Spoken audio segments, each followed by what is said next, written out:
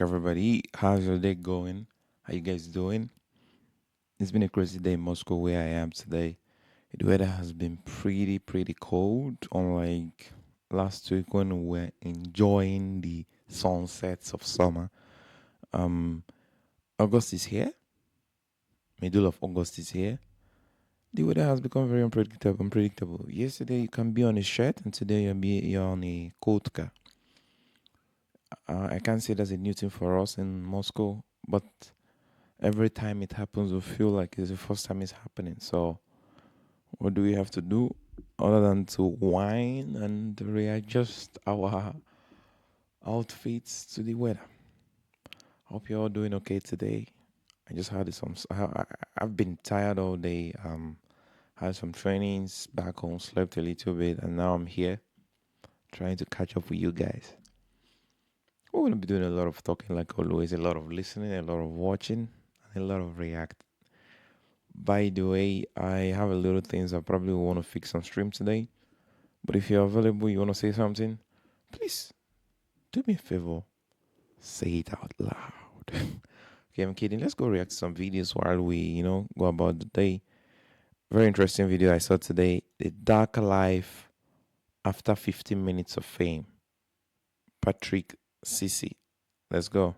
Whether they wanted to be famous or it happened by accident, these viral stars went from regular people to having millions of followers overnight. However, the quicker the rise, the sharper the fall. And today we are going to discuss how these people used their 15 minutes of fame and how nearly all of them ended in disaster, starting with the Backpack Kid, who is a perfect example of making all of the wrong decisions during a brief stint in popularity. Before TikTok became the go-to app to share mediocre dance moves to a global audience, 16-year-old Russell Horning was bored, uploading dance videos to Instagram with zero expectations. Initially, his signature dance style The thing about virality is that you just never know. If you don't put yourself out there, you will never have the chance. But if you put yourself, you never know. Okay, that's why they tell you that the more you try, the more chances of succeeding. And if you don't try at all, you will never get the chance. So most of these people, what you would see that they have in common is not the talent, is not the thing that they did alone to become popular, but an action. Either agreeing to an interview, either partaking in some dance festival, either doing something that you would have to make an effort to take a step forward to participate in, to give you a chance, an opportunity to go viral. Okay, there comes me saying, make sure you do something. If you want to achieve something, even if you don't want to achieve something, but you feel like you want to change your life into the positive direction, at least take that first step. You just never know who the world is willing to push the next time. It just happens. That's how life has been working in ages. was funny. His core was stiff, his lanky arms just kinda flailed around while he stared emotionless into the camera. Additionally, he often wore goofy outfits and chose to dance to silly songs. I feel like if it was a chubby boy that did this, he wouldn't go viral. Some things kind of match the energy when you're a slanky, chunky, slim ass boy or a girl. We pay attention to these dance moves because he's very slim and he's wearing a bigger, oversized clothes. Sorry about the tautology, but yeah, you get the point.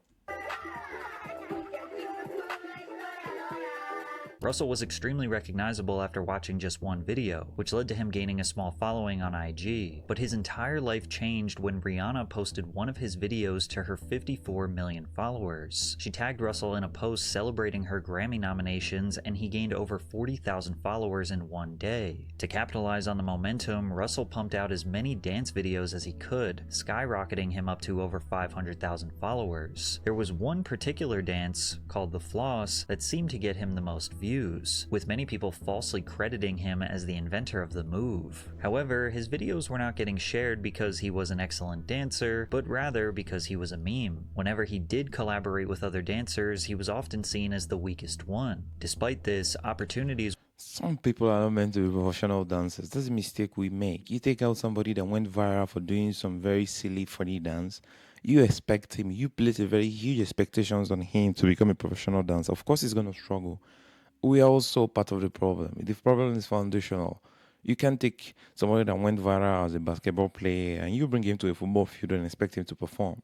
How? Both of them are sports, okay, but that doesn't match. were being thrown his way because of his follower count, like when Katy Perry personally requested that he dance for her Saturday Night Live performance in May of 2017. Russell absolutely stole the show, flossing aggressively while staring deadpan into the souls of millions of live viewers. He also strategically chose to wear a backpack, rebranding himself as the Backpack Kid. The SNL appearance gained him millions of followers, and the floss became a global dance craze. The Backpack Kid was an internet sensation, but he made a few key mistakes that ultimately led to his downfall. Firstly, Russell took every interview and press opportunity he could get. Viral stars will get thousands of dollars thrown at them just to do collaborations with media outlets, podcasters, or live entertainment companies. So what, you were just getting paid to go show up at parties and shit like that? Yeah, clubs and parties. First of all, attending a podcast with Adam, who is as an adult content creator,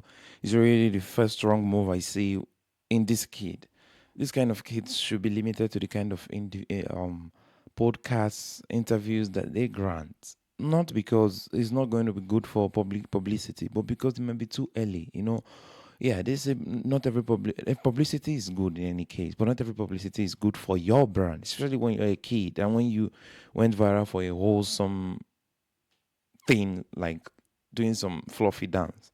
And festivals and performances and stuff. So you just pop out on stage, you do the dance, everybody goes crazy. Yeah. That's pretty much how it goes. Yeah.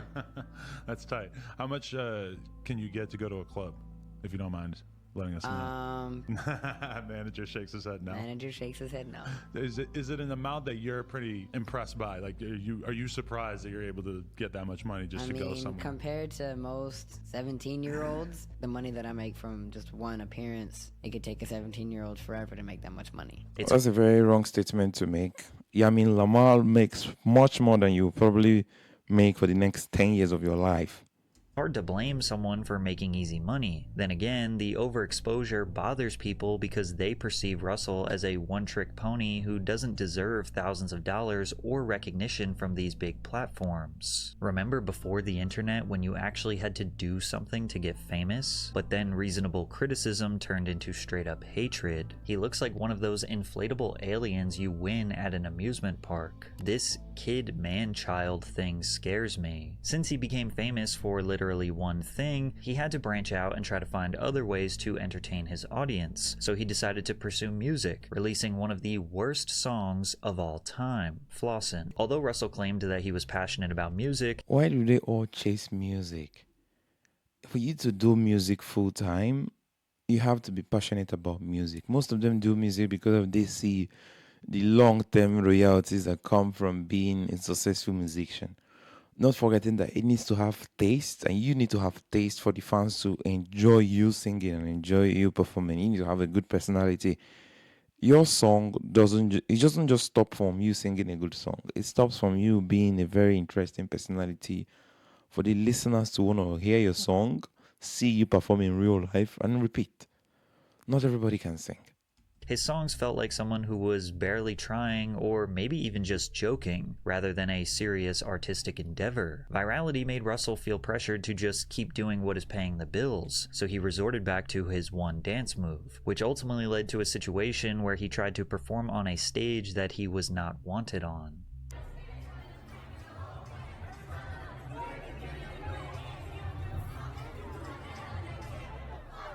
Whether it be main character syndrome or They bounced him. just a simple misunderstanding, his dance move lost all of its appeal, and doing it made him seem like he was desperately hanging on to his viral moment, which was made 10 Popular dance moves are seasonal. They always vanish because a new dance move comes up. If you're from a country like if you're from a country like Nigeria, no Africa is a continent by the way.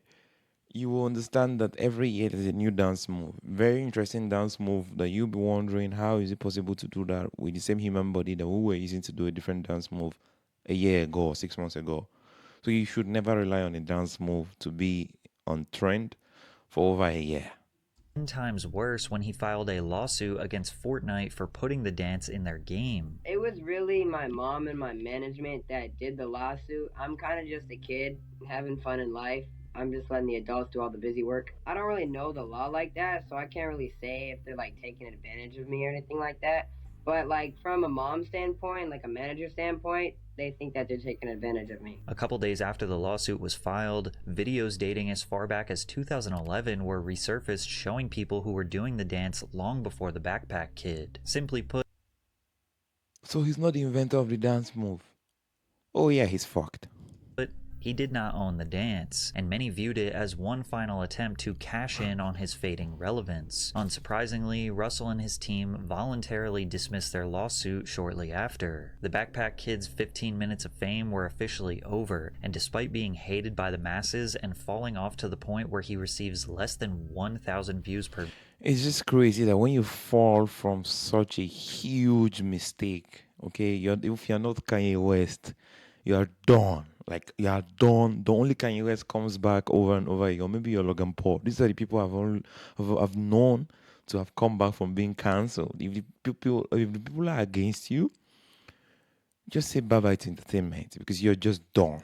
video. These days, Russell actually seems happier than when he was at his peak. He is pursuing music more seriously and remains dedicated to pushing out a positive message to the world. But as I got older, I started having a more mature mindset on money. I realized that it's important to choose good decisions on how to spend. Why does he look like he's in between decisions though? He doesn't look like he's straight. Why? What's with the eyebrows? The makeup. It's just it keeps me asking questions just looking at his face though. Your money.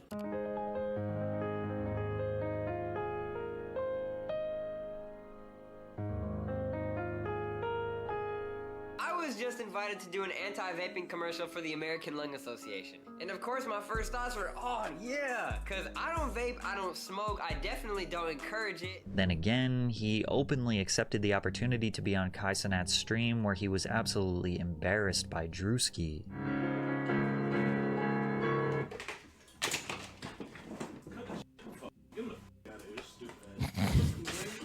Sure, this was just a skit, but Russell was the butt of the joke once again. Becoming a viral star at age 16 is definitely difficult to manage. Maybe he was just young and misguided. However, My opinion though, I feel like he would have probably tried getting into YouTube, making content, funny skits on social media. He would have had a chance because he became popular by making people laugh. If you do something else to make people laugh, instead of making something that makes you kind of try to look cool to people, he would have had a more. I don't know if he's gonna be okay if I say successful career, but he would have had a chance at maintaining that fame in the eyes of the public. the same justification cannot be made for Salt Bae, who is a grown man that should have known better World than Cup to be lifter. acting like a fool. In 2017, a video of Turkish chef Nusret Göçe went viral of him dramatically slicing steak, then sprinkling salt from his fingertips down his forearm and onto the meat. What made this so ridiculous was his dedication to making salt sprinkling look like some sort of fancy artistic technique. Combine that with his handsome Johnny Depp resemblance, and the internet gave him the nickname Salt Bae. Salt Bae didn't just embrace the meme, he became it. He continued posting obnoxious videos of him caressing raw meat, dancing with raw meat, and of course his signature salting. He was shouted out by celebrities like Leonardo DiCaprio, Drake, and even cooked for the King of Jordan. I remember this guy coming to Instagram, this guy would make me feel hungry just by looking at him put salt on his meat, on his steak meat. Every time I would be salivating, I'm pretty sure I wasn't the only one salivating then. The internet fame didn't just gain him followers, it launched his career as a global restaurant owner. He launched and expanded his Nusret Steakhouse empire to over 20 locations worldwide, racking up tens of millions of dollars in revenue. However, with more exposure comes more criticism. Many began to wonder if he was actually this mystical, passionate culinary artist, or just another guy trying to cash in on some fame. One major critique was the outrageous prices at his restaurants that had patrons feeling more scammed than served. Take the Salt Bae Golden Experience, for example, where Salt Bae will personally serve you your food with a show. A single tomahawk steak costs nearly $1,000, and a burger will set you back almost $200. There's no meat in this world that should cost $1,000. I don't care if you paint it in gold, paint it in silver or diamond. $1,000. Are you not? $100. Now the prices are so high because the food is covered in edible gold, which sounds fancy until you find out that the gold is worth a measly $10. Then again, rich people blowing insane amounts of money on dumb things isn't exactly shocking. If anything, it fits his brand perfectly. People who do any stupid thing these days, you just or a farm in front of people when they're in a public place. Why would you spend $1,000 on a steak meat that you can literally use $1,000 to pay your job to do that for you every single day for 1 full month? Bro, we just be spending money uselessly. If you don't know how to spend or what to spend your money on, go to the motherless baby, go to the orphanages. There are people that need this kind of money, okay? This is the guy who made something as simple as sprinkling salt look like Michelangelo chiseling the final details onto David. However, the real reason people turned on Salt Bae was much more embarrassing than a $200 burger. At the 2022 World Cup, after Argentina defeated France, Salt Bae somehow ended up on the pitch celebrating the victory with the team. How did he even get there? Cameras caught him pulling on Messi's arm, practically forcing him into a handshake. Messi, the greatest football player of all time, clearly was just wanting to move forward, but Salt Bae would not let I go. watched this game live. As at that time, it looked very normal because people say he's seen Messi before. Messi has been to his restaurant. Everything was chill. They knew each other before. So first of all, I don't know how he gained access to this podium in the first place. He was not supposed to be there. It was only supposed to be the players and their families and the officials of the teams that just won or the teams that just lost the final.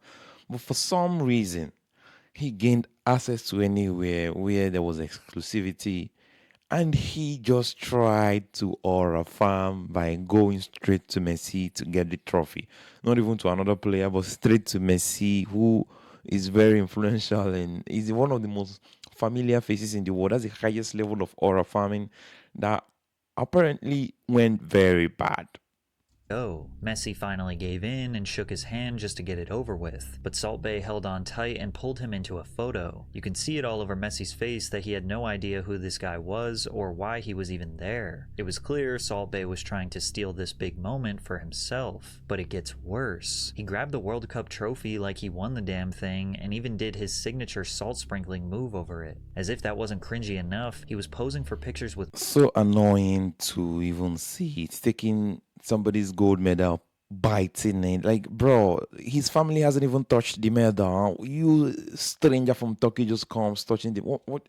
Bro, he chose his downfall by himself with doing things like this. players with their medal in his mouth. These players dreamed and worked their whole lives for this once-in-a-lifetime moment, only for some clout chaser to steal some publicity to promote his overpriced steaks. He responded to the backlash with an apology, claiming he didn't step on the pitch for advertising reasons, but the damage was already done, and Salt Bae's 15 minutes of fame were over. Salt Bae has shut down multiple restaurants after the hype has died down. Many of his remaining locations are drowning in poor reviews, and his London restaurant is down 4.3 million euros as customers have realized his food is way overpriced. Salt Bae has resorted to selling his high-end food online now. In May of last year, people started to notice that his steakhouse was listed on Deliveroo and Uber Eats, selling his Salt Bae tomahawk for $500 and a strip loin for almost $900, proving he really hasn't learned from his critics. Then again, there are plenty of rich people out there willing to waste money on overpriced food just because they can. He just had the face. He had the face for the camera to make people look at you when you post him online. The serious face, the small glasses, his hairstyle, his outfit, or the white t-shirt that he always wore. The people that were paying for this experience also wanted to aura farm. So it was a brand association that worked. But now having a lot of negativities associated with him, it has backfired so much that nobody wants to go there anymore. Nobody wants to pay those huge prices, even though they could pretend before that those prices were very normal, because they just wanted the experience and the idea of aura that comes with having these experiences with him. And his virality and social media following alone will easily keep him in business for the rest of his life. But if you think Salt Bae was making a fool of himself, it doesn't even remotely compare to the Island Boys, whose fall off is much more disgusting than you could ever imagine. The Island Boys are a duo made up of twin brothers, Alex Island Boy. with the island boy. Fly Soldier, and Frankie Kodiak Red, two aspiring Florida men covered in face tattoos who blew up overnight in 2021 after they posted a TikTok video of them freestyling in a hot tub. Oh, I'm an island boy. I'm a just island boy. I'm a just island boy. I'm a get kiwi. People couldn't decide if the tune was the worst thing they'd ever heard or low-key kind. This is what I was trying to say again about the way you look. If it was somebody like me that was singing this song, nobody will pay attention. It would just be some random stupid person on YouTube singing some stupid song. But because of the way they looked, their hairstyle, the tattoo, the faces, where they were, sometimes it's the way you set up yourself for this kind of moments, you know. Virality never just comes from you hoping. No, not hoping. Hope is not a strategy. But it comes from you trying. It comes from you trying to be different. Okay, then you have a chance. If you don't do that, you will never have a chance at virality. Of a banger. I'm an island boy. What is happening? I don't know and ain't trying to understand it. Plus, hip-hop has a history for blowing up artists who ride the paper-thin line between trash and fire. Rapper Kodak Black even offered them a record deal after their viral video, which is insane because this wasn't even a real song yet, just two goofballs mumbling in a hot tub. They turned down the deal, claiming that they wanted to stay independent, but this was a huge mistake. How can you have a big name in the music industry like Kodak Black offer you a deal at a record label, you turn it off? He knew it was going to be good for his brand because he's also an artist that kind of dresses like the why.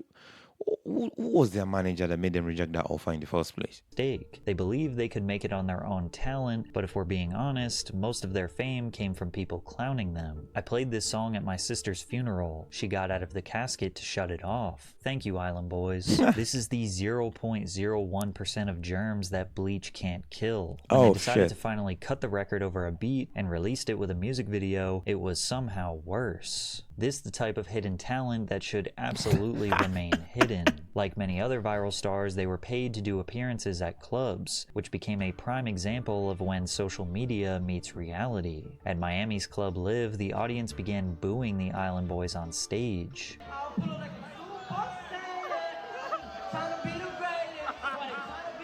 This is my fear. I'm not even a musician, but I'm always afraid of people booing me if I was trying to sing or in a public place. Bro, do you know how crazy it needs to be for the audience to feel dissatisfied and feel like they don't need to support you and your bullshit and start booing you?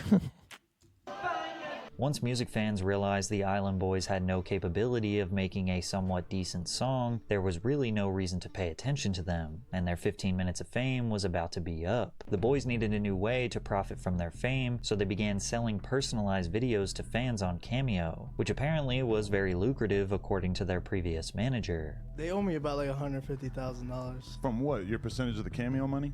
Yeah. Is that the only money they're bringing in?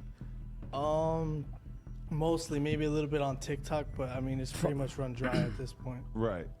How many cameos are they doing? When I was with them, they was coming in hot. They were viral. Like it was going like 2-3 hours a night straight cameos. But with them spending all of their money on designer clothes, jewelry, cars, and mansions, they needed to keep going viral to maintain this lifestyle, which almost always resulted in them making absolute fools of themselves on the internet. Yeah, she likes the way you look. She thinks you looks good.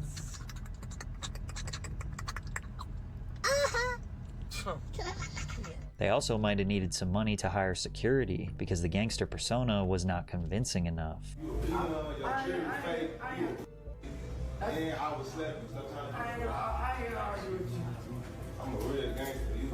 In what could only be called an unhinged move, and in hindsight, the final nail in their career's coffin, the Island Boys launched a Fansly, which is basically just an OF. And it wasn't just embarrassing, it was downright sickening. Fansly?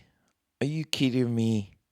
In 2023, the Island Boys posted a video of them I shouldn't kissing even each other pause. in a publicity stunt to market their NSFW content. Instantly going viral for the second time, the video got them a huge amount of backlash, with many calling it outright incest. They just thrive on the hate and just be up there. Like I said before, there is no bad publicity, but not like this. This is a publicity without substance. Sooner or later, you're gonna fall. Which it is. The twins insisted it wasn't sexual and was only meant to get a reaction, claiming that they just wanted to see how effed up this world is. And it turns out they were right about this world, because after their kissing stunt, it was reported that the Island Boys made almost $400,000 in 3 months just on their NSFW content, temporarily funding their lavish lifestyle. But of course, this resulted in more public humiliation. What's going on with the shit that's with you two kissing each other and shit? Bro, shut your ass up before I break this. Dude, hey, yo, that ass. That's the problem. They claim, they try to be gangster, but you don't do that to the real gangsters. You're gonna like have to pay for it right there and right now. That ass, I would love to see you try that. Bro, what are you talking? I would love to see you try that. Who the f are you standing up in front of the Bro, what?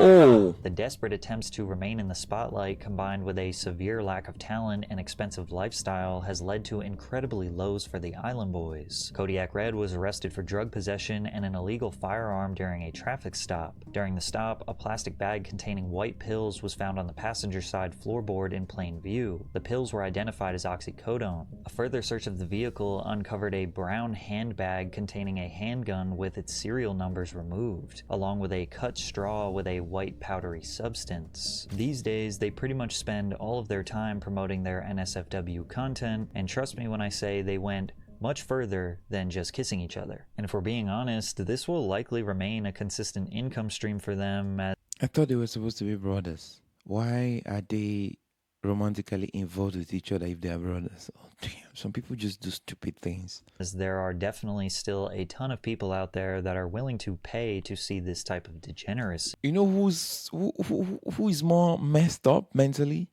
You that is paying to see these people. Literally, not even, yeah, they are crazy and all of that, but you that is paying to watch their fansly, you're fucked.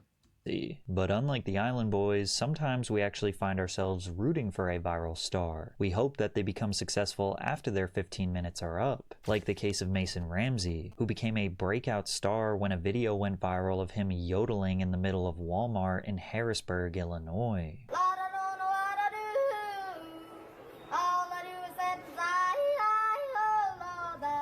The clip racked up tens of millions of views in just a few days, turning the 11-year-old Mason into a worldwide meme. Not only is yodeling kind of objectively hilarious, but a child singing a song that was 70 years old was oddly charming. Because of his viral performance, the original song, Hank Williams' Lovesick Blues, skyrocketed all the way to the 3rd spot on Spotify's Viral 50 chart. Within weeks, Ramsey was sitting across from Ellen DeGeneres, who got him invited to perform at the legendary Grand Ole Opry. From there, he was embraced by thousands of fans while performing at Coachella.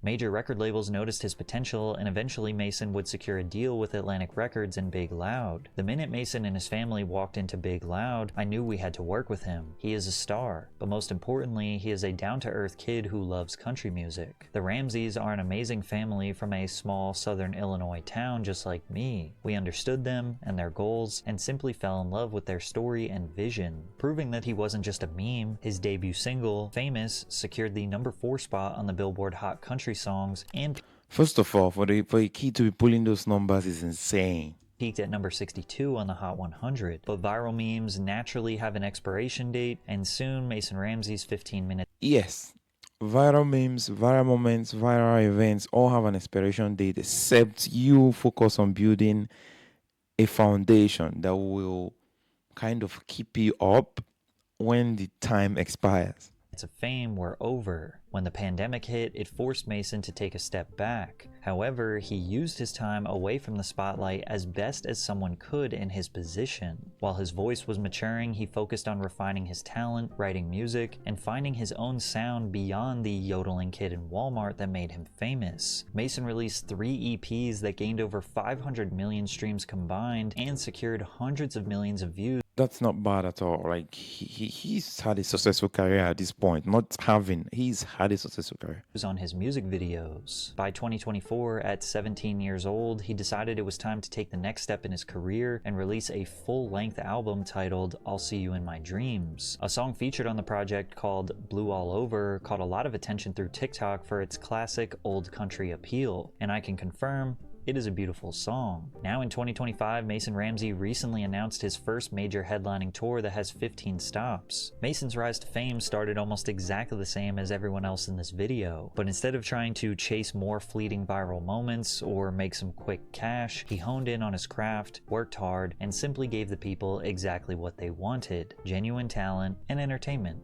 This was one of the few times social media made the right person famous, the only viral kid that didn't switch up after the fame. So while Mason worked hard and focused on genuine entertainment, Bobby Althoff seems to ignore both of those things. As many people are... I'm actually happy for this kid because he stayed in the path that made him famous. That's the thing. If you become famous, like I said before, you can become famous for doing something in basketball and then you go ahead to try to get yourself involved in football because both of them are sports, and then you expect the same reaction or the same feedback from the people that kind of made you famous in the first place.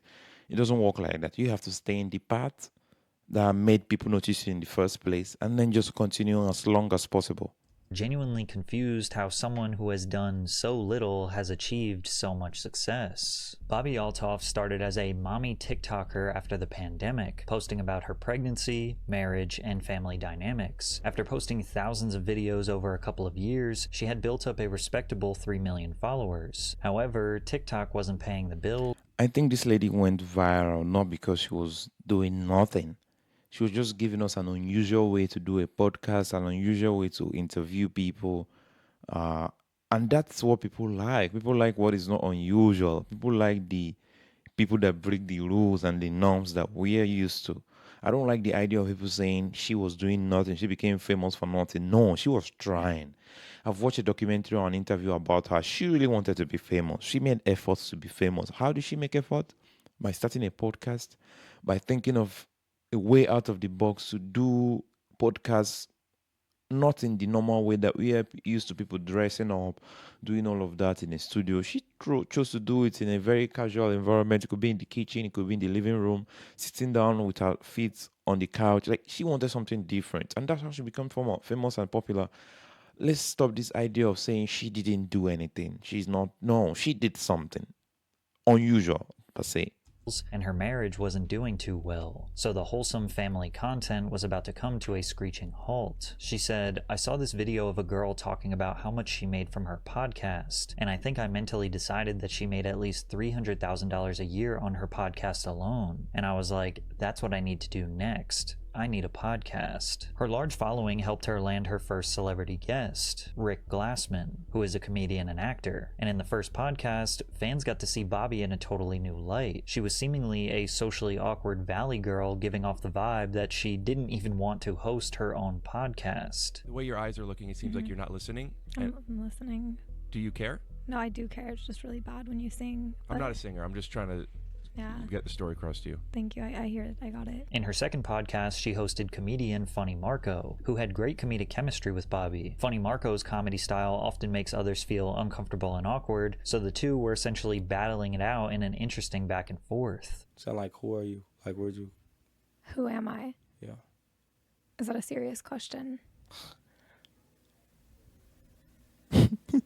I have more followers than you on TikTok. Marco's humor combined with Bobby's That's the worst bragging rights that you can mention to somebody that has a real comedy career in real life and not on social media. dryness and innocent personality makes this so hilarious. Highly entertaining. The episode quickly earned nearly 1 million views, and clips of it made the rounds on social media. The mini virality caught the attention of Drake, who followed Bobby on Instagram. I DM'd Drake and asked if he wanted to be on my podcast, and he said yes. He sent me his touring schedule, and First of all, Drake just be doing some very random shit.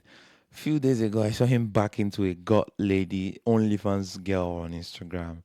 And this is the same Drake that insulted Speed for barking like a dog a while ago. I mean, he has apologized. It's funny. But you just be expecting the most insane random things from Drake. You just never know what he's up to. I knew that I needed to make it happen fast, so my friend and I flew to Memphis 2 days after the original DM was sent to record the episode. Her podcast with Drake earned 1 million views in the first 24 hours and introduced her to a massive mainstream audience. Drake rarely does interviews, so this one, alongside some random girl while laying in his bed, made people extremely curious. Am I your type? First of all, asking insane questions like that, I don't care if you're doing a podcast or an interview. If you're married, there are some limitations. There are some questions you shouldn't have to ask. You shouldn't have to give your guest the idea to even think about it or think in that direction, especially when you're married and you have a kid. I'd do it. Thank you. I'm just saying, like, you know. I flew all the way here You did. I really do appreciate on my that. daughter's first birthday. I wasn't going to bring that up. Mm-hmm. You missed your daughter's first birthday for To be here. Dark. Very, very dark. Even Drake had to confirm it, you know. As long as Drake is there, you would always have another chance. Maybe not soon, maybe 1 year later, 2 years later, but you will definitely have your chance if you keep trying. The way you kept on trying before you became viral, but missing your daughter's first birthday, you will never get that chance again for life. It's one time, forever. Regret that you'll never be able to undo. Yeah. Horrible parenting. Where's your son? Somewhere safe, and it's not his birthday. When's his birthday? What does it matter? It ain't today, honey.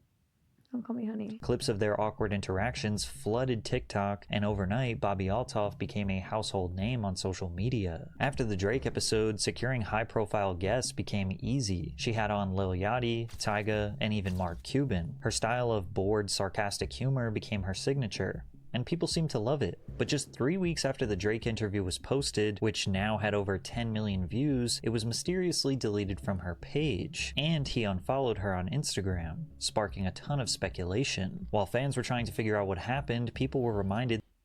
What do you mean trying to figure out what happened? It was very clear. If you can't attend your daughter's first birthday, it says a lot about you as a person, not just about being horrible at parenting. Drake probably gave the positive energy to just complete that interview, to not embarrass her and to not embarrass himself for even accepting to do the podcast in the first place. I was not surprised to hear that he unfollowed her. That Bobby skipped her daughter's first birthday to interview Drake, which didn't seem to sit right with people, especially because Bobby used to be a mom-focused TikToker. When Drake calls you a horrible parent, you know you effed up. Rumors also spread that Bobby slept with Drake and divorced her husband just to do the interview, which she vehemently denied. But crazy. That's so crazy. That's even a crazy rumor in the first place. For people to start that kind of rumor, there's a very big chance they must have seen something.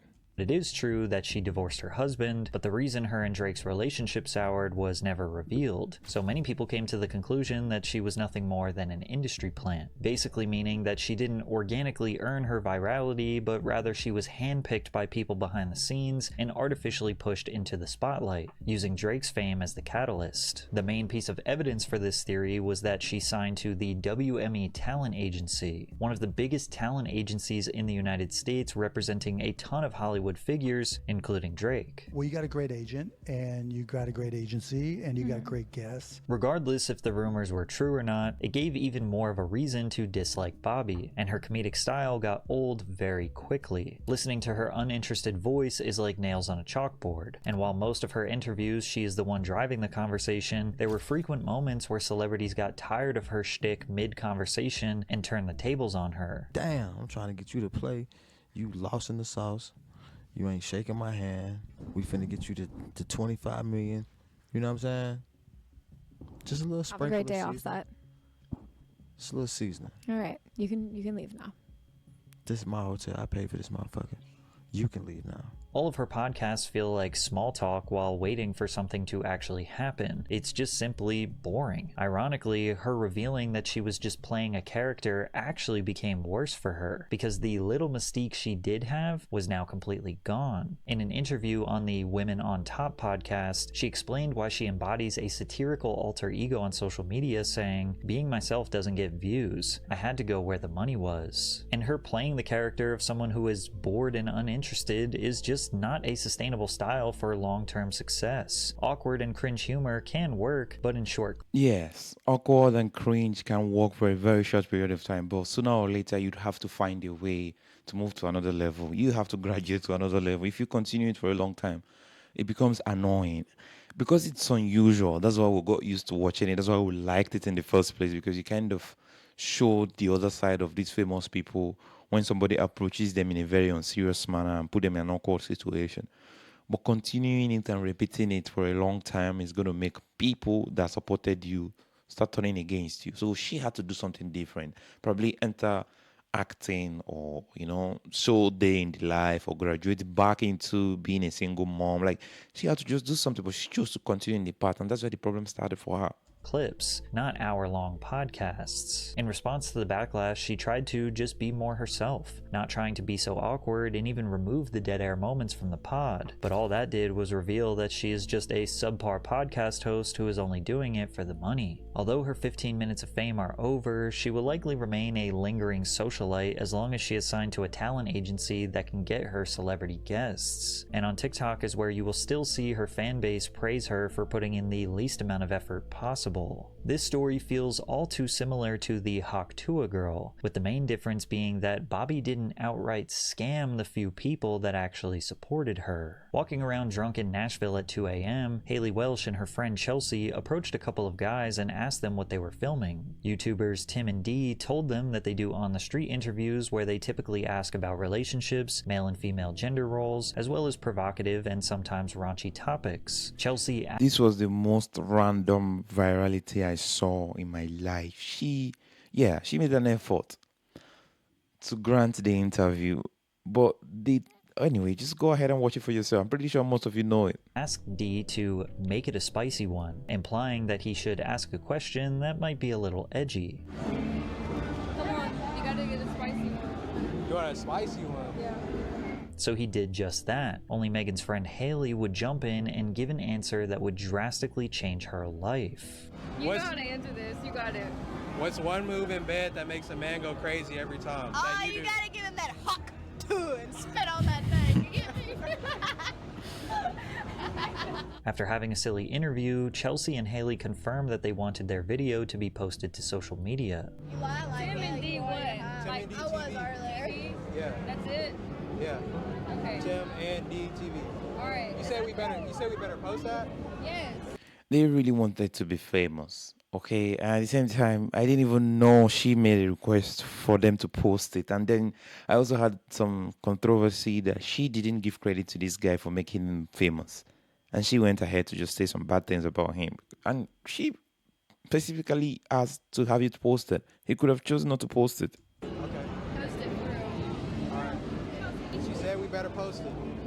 So don't come back trying to tell me, hey, take it down, I'm gonna sue you, this, that, the third. Tim and Dee posted the video to their Instagram account, which had tens of thousands of followers, and the clip immediately went viral, securing 1 million views on the first day. Do you think people know when a video is going to go viral? I think you have a tick in your body, for some reason. Like, I've seen some of the videos I've made on Instagram, some reaction videos I did on Instagram.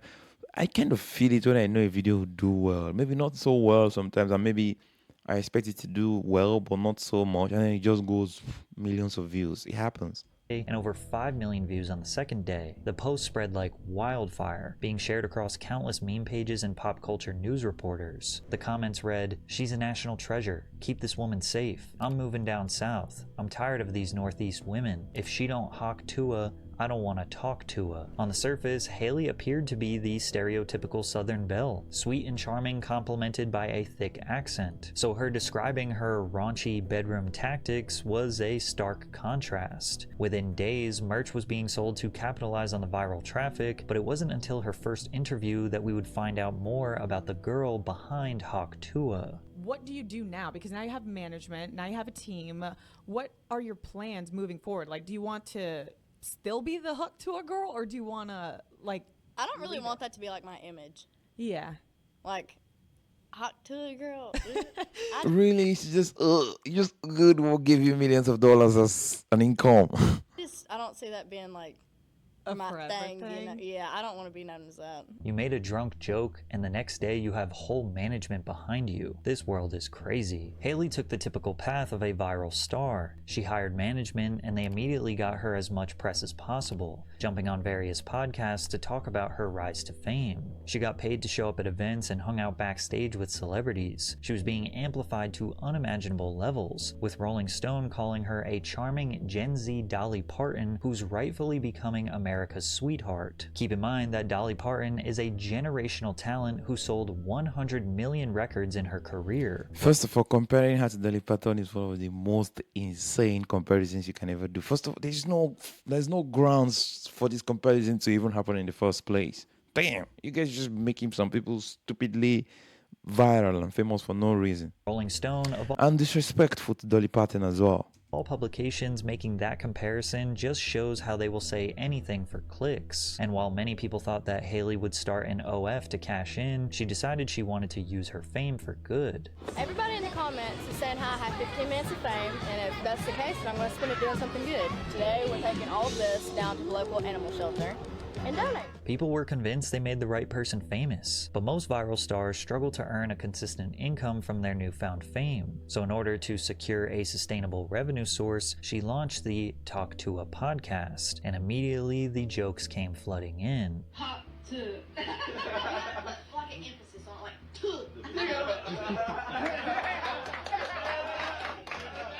I feel like she would have probably tried to be an actress and continued in the comedy side of acting movies, or just not in the direction that she followed. She should have stayed in a field where you have to make people laugh. Okay, she would have been a sweetheart of so many people, but she chose a direction that she wanted to put herself up in a place where they compare her to Dolly Parton.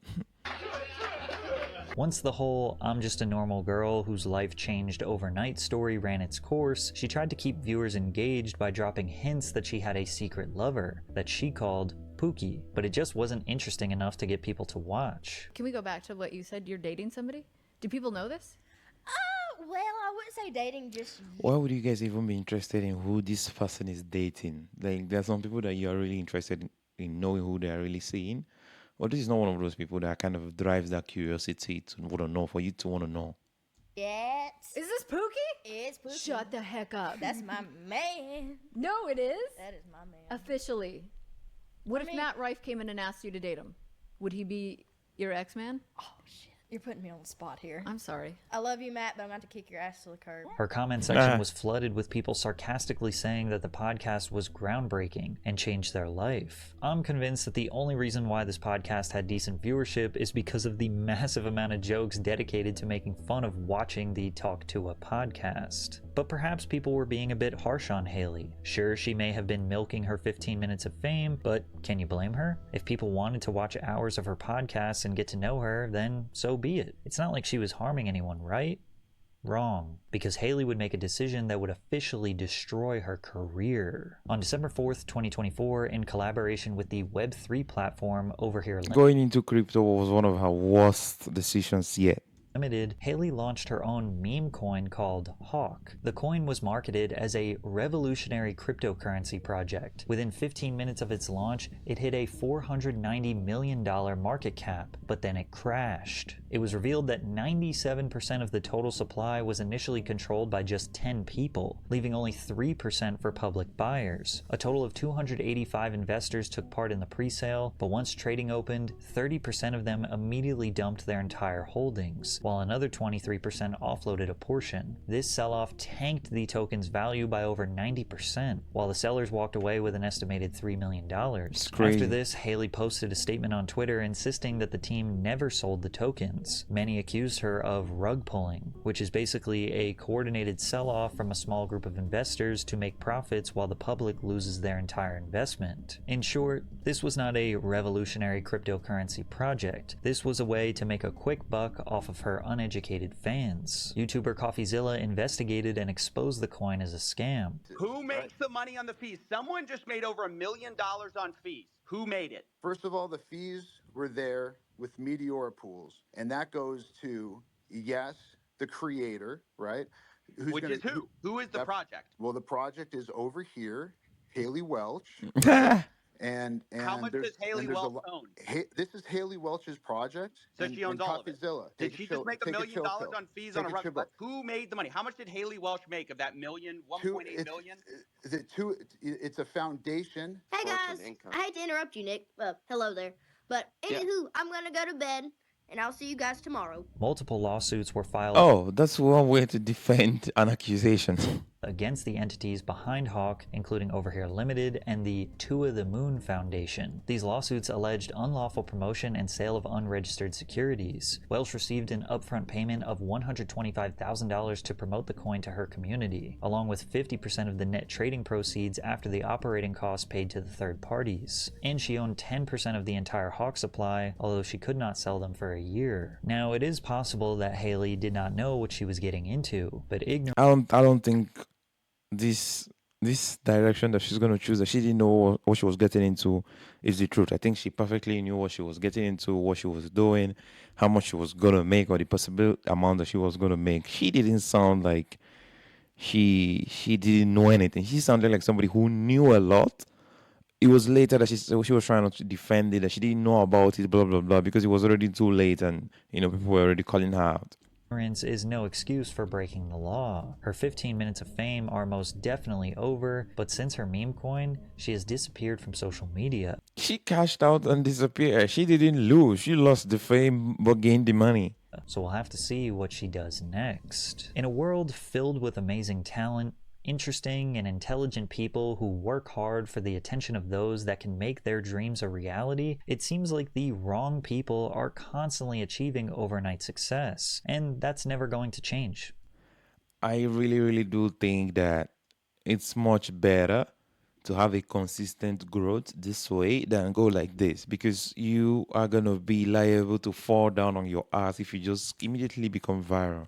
But if you consistently grow and maintain a definite, consistent growth balance or growth direction, you have a chance at lasting very long, instead of going viral and appearing in a podcast or appearing in a video like this about the dark side of going viral. Great video by Patrick. Thank you guys for watching that. Subscribe if you like the video. I'll link the channel to this video or my description as well.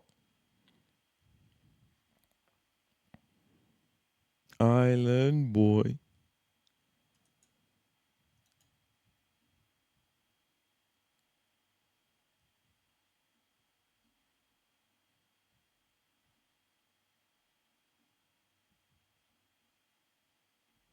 Why does this guy look like the Witch? What's the name of that series on Netflix?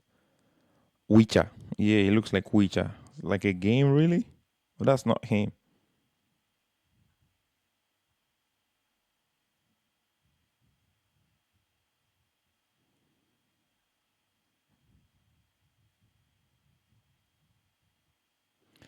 This movie just be making a lot of money. I've heard it's crossed over $1 billion in like 13 days. That's crazy. That was one of the biggest opening day movies that has made so much amount for in a very short time per se.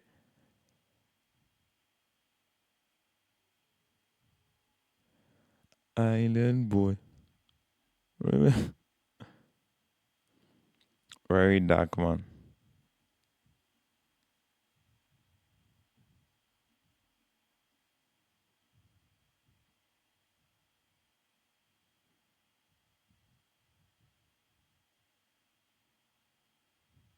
Oh my goodness. How is this even possible?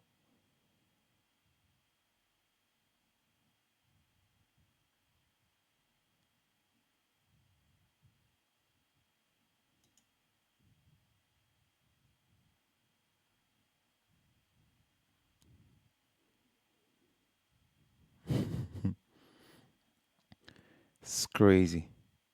I would just go crazy. How is he able to? How is it that the snake was also very quiet and didn't make noise and didn't, bite him?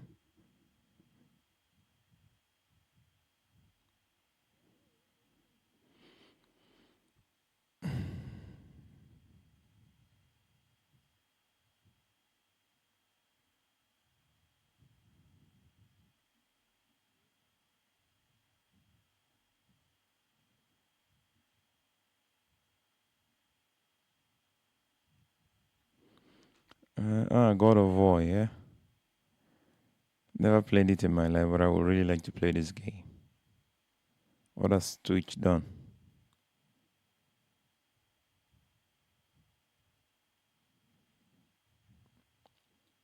Allow your channel content to trend generated content. It's crazy a lot of what has been happening at Twitch lately though.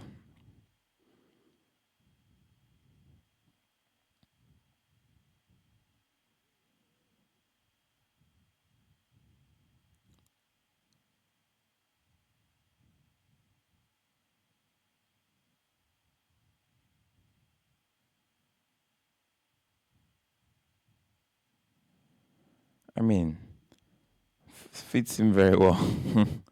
Just minus 11 from the former 22 that he was wearing, and then he gets that.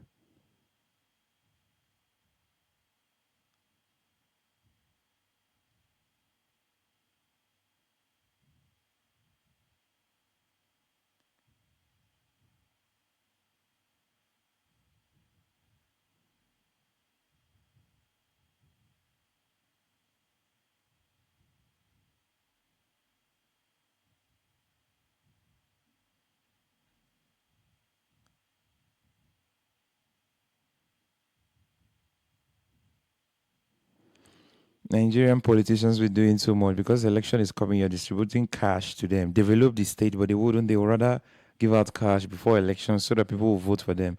And then the poor masses, of course, will collect the money because they know they will have to feed. You know, they keep them poor to make them come kneel down like this to receive money. And she's sitting down. Like, it's just crazy what's happening in Nigeria, literally. Crazy and very sad. I saw this today. Influencer Michelle Van de Wet has died aged 28 after documenting rare rapid aging disorder. I actually heard that doctors told him that he was supposed to die. He was going to die at 12 years old or 8 years old. And then he went ahead to live till he was 28. So sad for his family. Sending love to his family and friends. Great guy. Great guy. Great guy.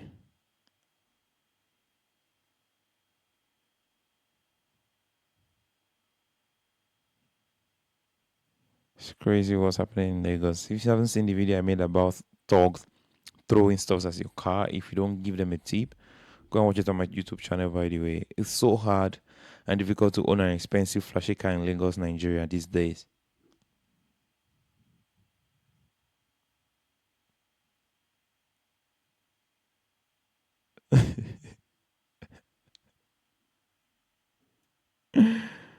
What?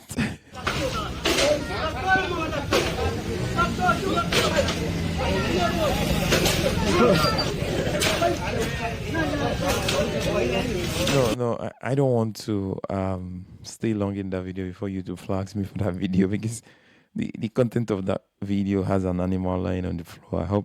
Bro. Browser extension Honey has lost over 7 million users following YouTube and Megalag's viral exposure. More than 7,000 stores have also dropped the paper-owned coupon. Protect this guy at all costs. He dropped a new video on YouTube. I haven't watched it yet about the Honey. I've never used it before, so I don't know much about it, and I don't want to talk about it because I haven't really benefited from it or known or hasn't had anything to do with Honey, so I don't really know. A lawsuit from creators against PayPal is moving forward after the company's attempt to have it dismissed. It's crazy. Robbing creators of their own money is dirty work. Island boy.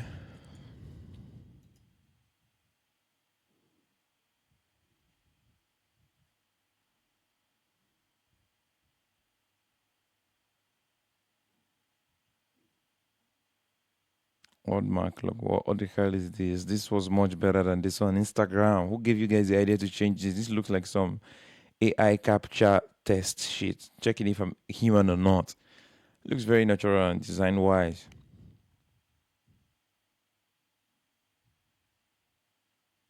Oh, like, what have you done to your face? Uche Jumbo. Uche Jumbo, yeah? Uche Obodo. Same lady that has done BBL before. Now she's doing something to her face. You're doing too much now. How is this better than this? Her eyes look much normal here, even though they had to make it look because she just doesn't have makeup. She looks like she has mustache as well. And here they shaved it. They made her look bad here to make her look good here. But unfortunately, she looks bad here and looks good here.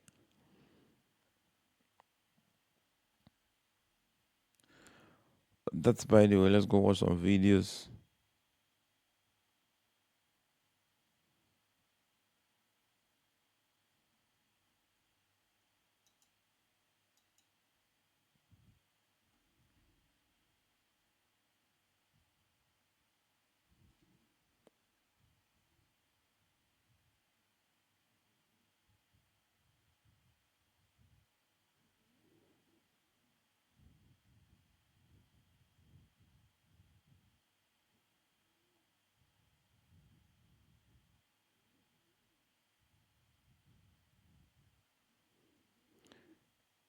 What did Hank Green do?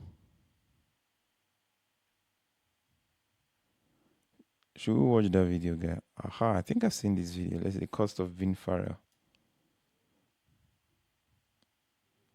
Before Pharrell, rappers The cost of being Pharrell.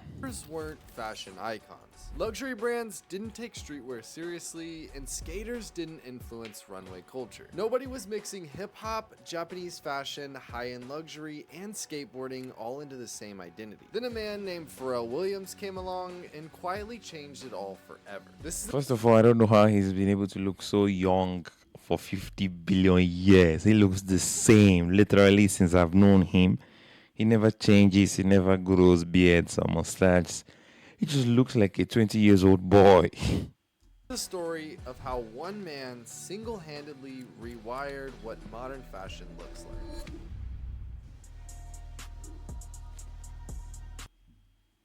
So, Pharrell Williams was born on April 5th, 1973 in Virginia Beach, Virginia. Long before runway shows, diamond chains, and Billionaire Boys Club, he was a quiet kid obsessed with music, art, skateboarding, and design, which also made him feel completely different from most hip-hop at the time. You see, in the 80s and 90s, rap had a very specific image tied to it. It was oversized jerseys, baggy jeans, Timberlands, and everything was built around that New York hustle culture and lifestyle.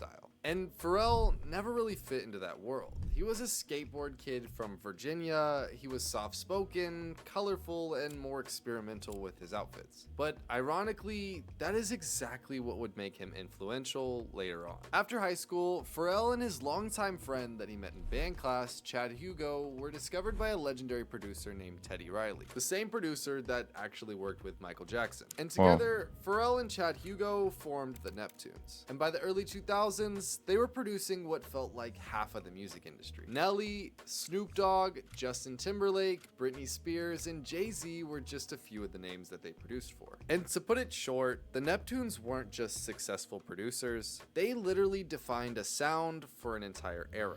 Do you guys notice something? Pharrell Williams still look the same way, the way he looked in this video in 2026 now. Already done. Maybe just a beat.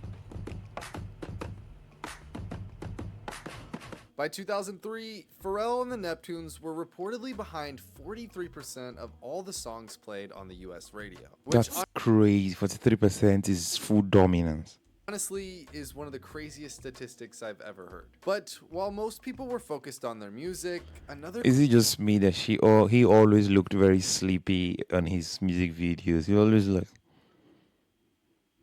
cultural shift was quietly happening in the background. People started noticing the way that Pharrell dressed. Something that he always felt like an outcast or was different in the past, that was what made him unique now. Pharrell wore more bright colors while hip-hop was more muted and oversized. He wore skateboarding t-shirts but also luxury fashion before anybody else was doing this. And eventually, that curiosity about fashion would lead him to a spontaneous meeting that would go on to change fashion forever. In 2003, Pharrell was introduced to a Japanese designer named Nigo through one of his friends, Jacob. What's up with the Nigo, Hugo, Mark, Sugo names, bro? Be careful. Stop going through the corners.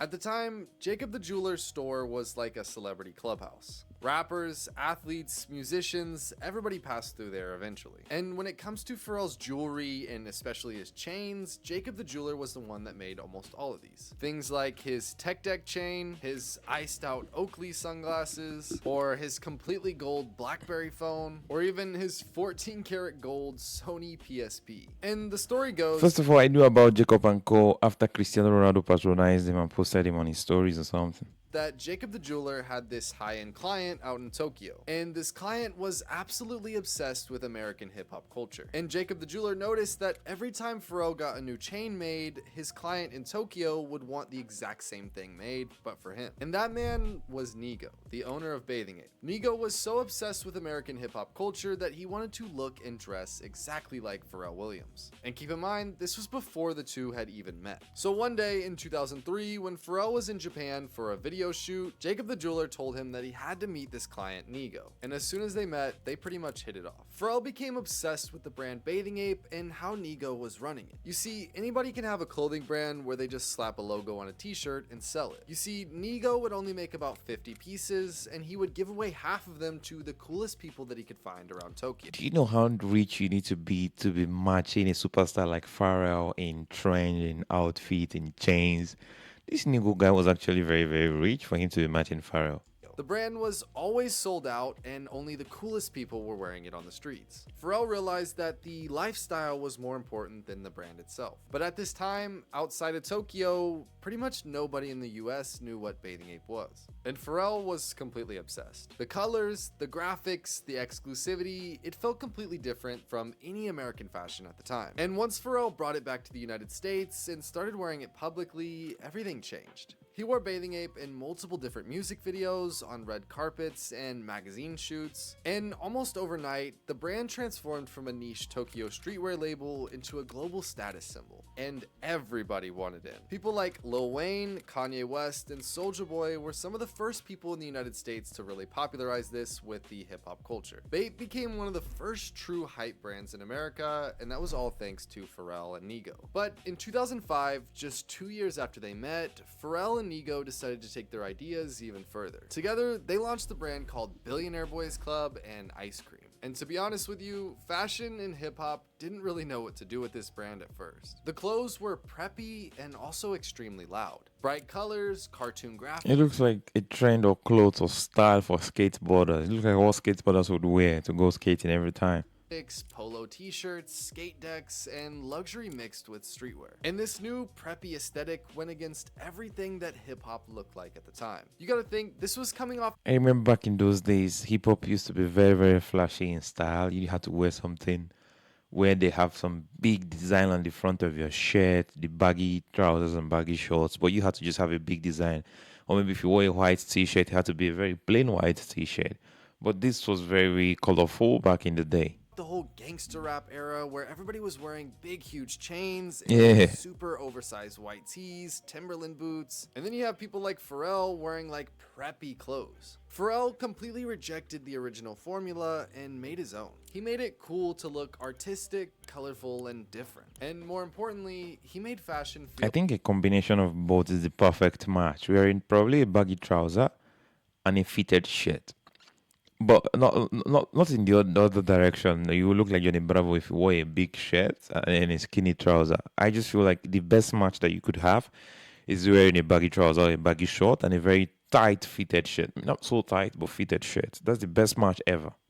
Playful again. But what made Billionaire Boys Club different wasn't just the clothing. It was the philosophy behind it. And straight off the Billionaire Boys Club website, its core philosophy focuses on originality, authentic self-expression, and the idea that true wealth lies in humanity, compassion, creativity, and curiosity rather than just financial status. Pharrell treated streetwear like luxury brands did handbags and watches. Limited quantities, exclusive releases, and hard to find pieces. It was like if you knew, you knew. And today that sounds normal, but in the mid-2000s, this mindset completely changed how young people viewed clothing. Suddenly, fashion wasn't just something that you wore, it was something that you collected. Something that you hunted online for or stood in a line outside the store for, and something that gave you identity. And you can trace a direct line from Billionaire Boys Club to a few other brands that we've seen in pop culture. If you look at Kanye West's Pastel and Mascot line, these were his very first two brands before his Yeezy brand. They were heavily inspired by Billionaire Boys Club. They're preppy, colorful, like this was Kanye West's entire aesthetic. Another more recent example in the late I think what made Kanye's brand and his merch to go viral is the less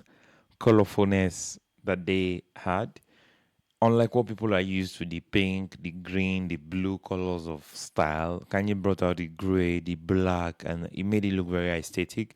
It made it look very expensive. It made it look very chill, calm, and calculated. That's why it went viral. That's just what I think. 2010s is Tyler the Creator and his brand Golf Wang or Golf the Floor. Tyler the Creator has heavily credited Pharrell as one of his biggest creative musical. This is one of the most talented people in the hip hop industry, Tyler the Creator. He's too talented beyond music And fashion inspirations. And if you look at Billionaire Boys Club and Golf the Floor, they're very similar. And this was all thanks to Pharrell Williams. But one of the most important parts of Pharrell's influence actually came from skate culture. Because before Pharrell, skateboarding and hip hop didn't really overlap the way that they do now. Skate culture was still seen as underground in the early 2000s. But Pharrell loved it. The music, the graphics, the freedom, and the individuality around skateboarding. And instead of hiding that influence, he pushed it into his entire identity. His nickname was literally Skateboard Pete. And even the ice cream sneakers looked different than anything else that hip hop had seen at the time. And you gotta think, while the entire sneaker world was dominated by basketball shoes, Michael Jordans, and Kobe's, Pharrell leaned into bright colors, slim silhouettes, and skate-inspired designs. And he even went as far as hiring his own skate team. And in skate culture, this was absurd. If you look at some of these old photo shoots, skaters like Terry Kennedy was looking more like a rapper than a skater. This was like the first time that skate culture had ever seen skaters with like gold chains and colorful logos and stuff like that. At the time, skaters were not making money like that. And also at the same time, Pharrell's ice cream sneakers were made in collaboration with as much as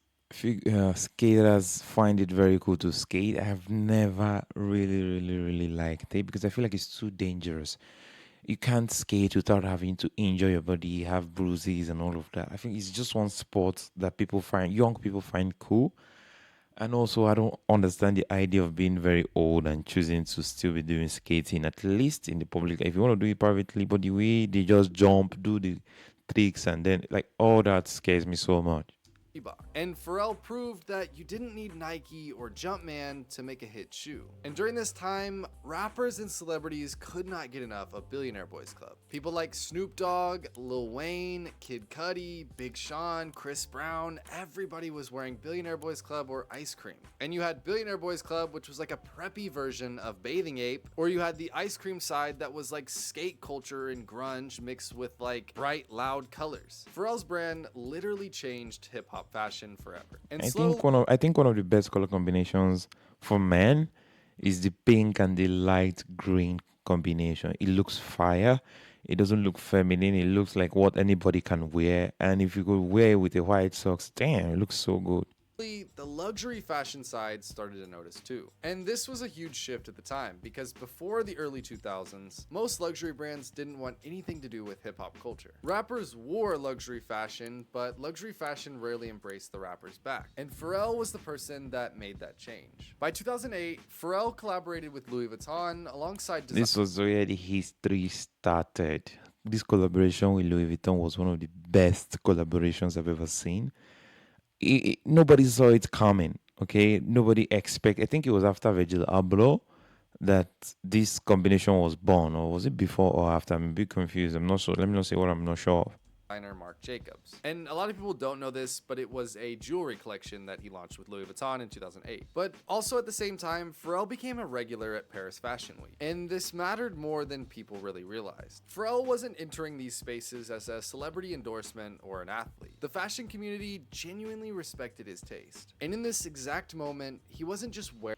Combining music and fashion and being the best in these two fields is crazy work. Like, it's just crazy. That combination, nobody saw it coming, and he was going all in on both fields, and he was exceptional at both of it. the culture anymore, he was helping reshape it. And by the 2010s, Pharrell's influence was almost everywhere. And the craziest part was, a lot of people didn't realize that they were dressing inside the world that he helped create. Mixing luxury and streetwear, rappers becoming designers, fashion collaborations, and sneaker culture becoming global. And Pharrell helped normalize all of this. Artists like Kanye West, Virgil Abloh, and Tyler the Creator would all go and push those ideas even further. But Pharrell was... Wait. So now it makes sense. He started collaborating with Louis Vuitton before Virgil Abloh's death, but just not in style of outfits and all of that, but in jewelry. Now it makes sense. One of the first people to truly blur those lines. And by the mid-2010s, Pharrell had already evolved from a music producer into a full-blown cultural architect. Wow. In 2014, he partnered with Adidas and introduced the world of human race sneakers. And just like Bape, years earlier, these became a status symbol. Now it's very clear that he started some of these biggest collaborations even before Kanye West. I mean, if you knew anything about sneakers in 2014 to 2016, you knew what the human races were. During this era, Yeezy 350s and human race shoes literally dominated the entire world, and some of these sneakers were going for thousands and thousands of dollars. But Pharrell's collaborations always felt bigger than just the products. It seemed like they all carried ideas, optimism, creativity, and individuality. It was like... First of all, those shoes, those sneakers look very comfortable. They look like Yeezys.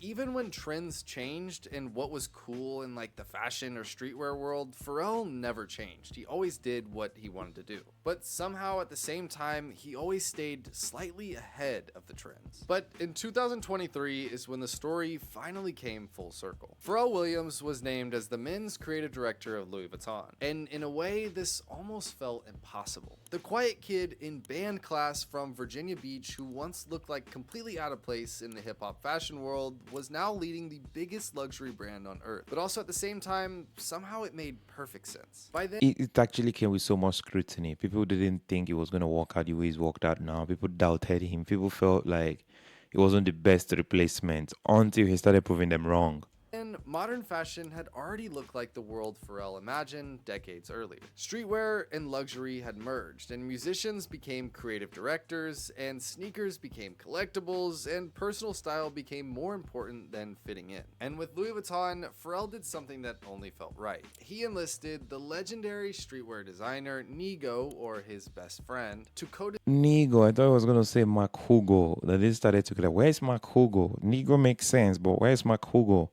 Design a massive, highly anticipated collaboration for Louis Vuitton for fall/winter 2025. He brought the same man that he met in 2003 in Japan all the way up with him through... First of all, to have their friendship over 20 years is crazy. That's what you call loyalty between friends.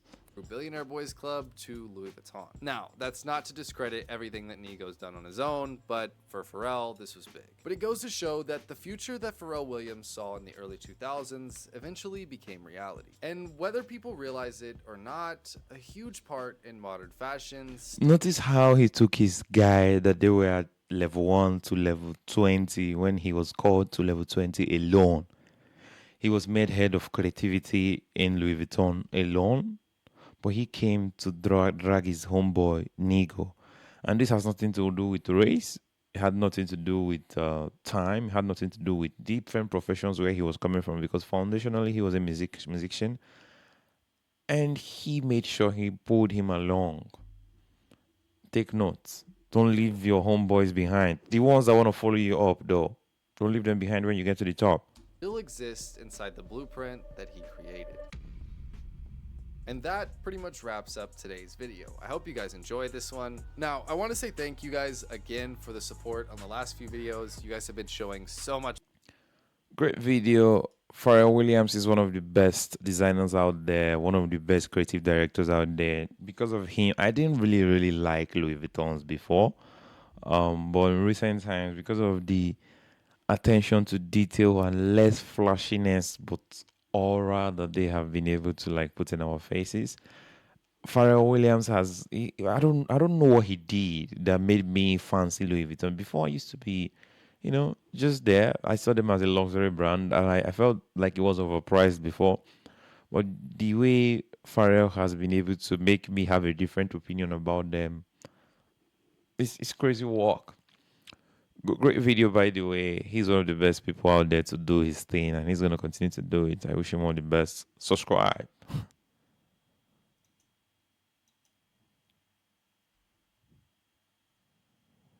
Island boy.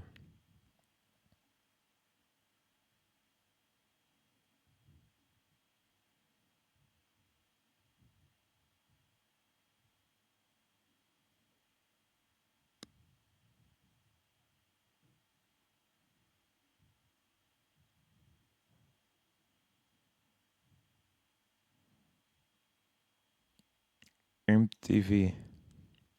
50 cents Ferraris, they were rented. Robbie will. Wait. This looks like an interesting video. MTV Creeps were. MTV Creeps was extremely fake. Here is the evidence.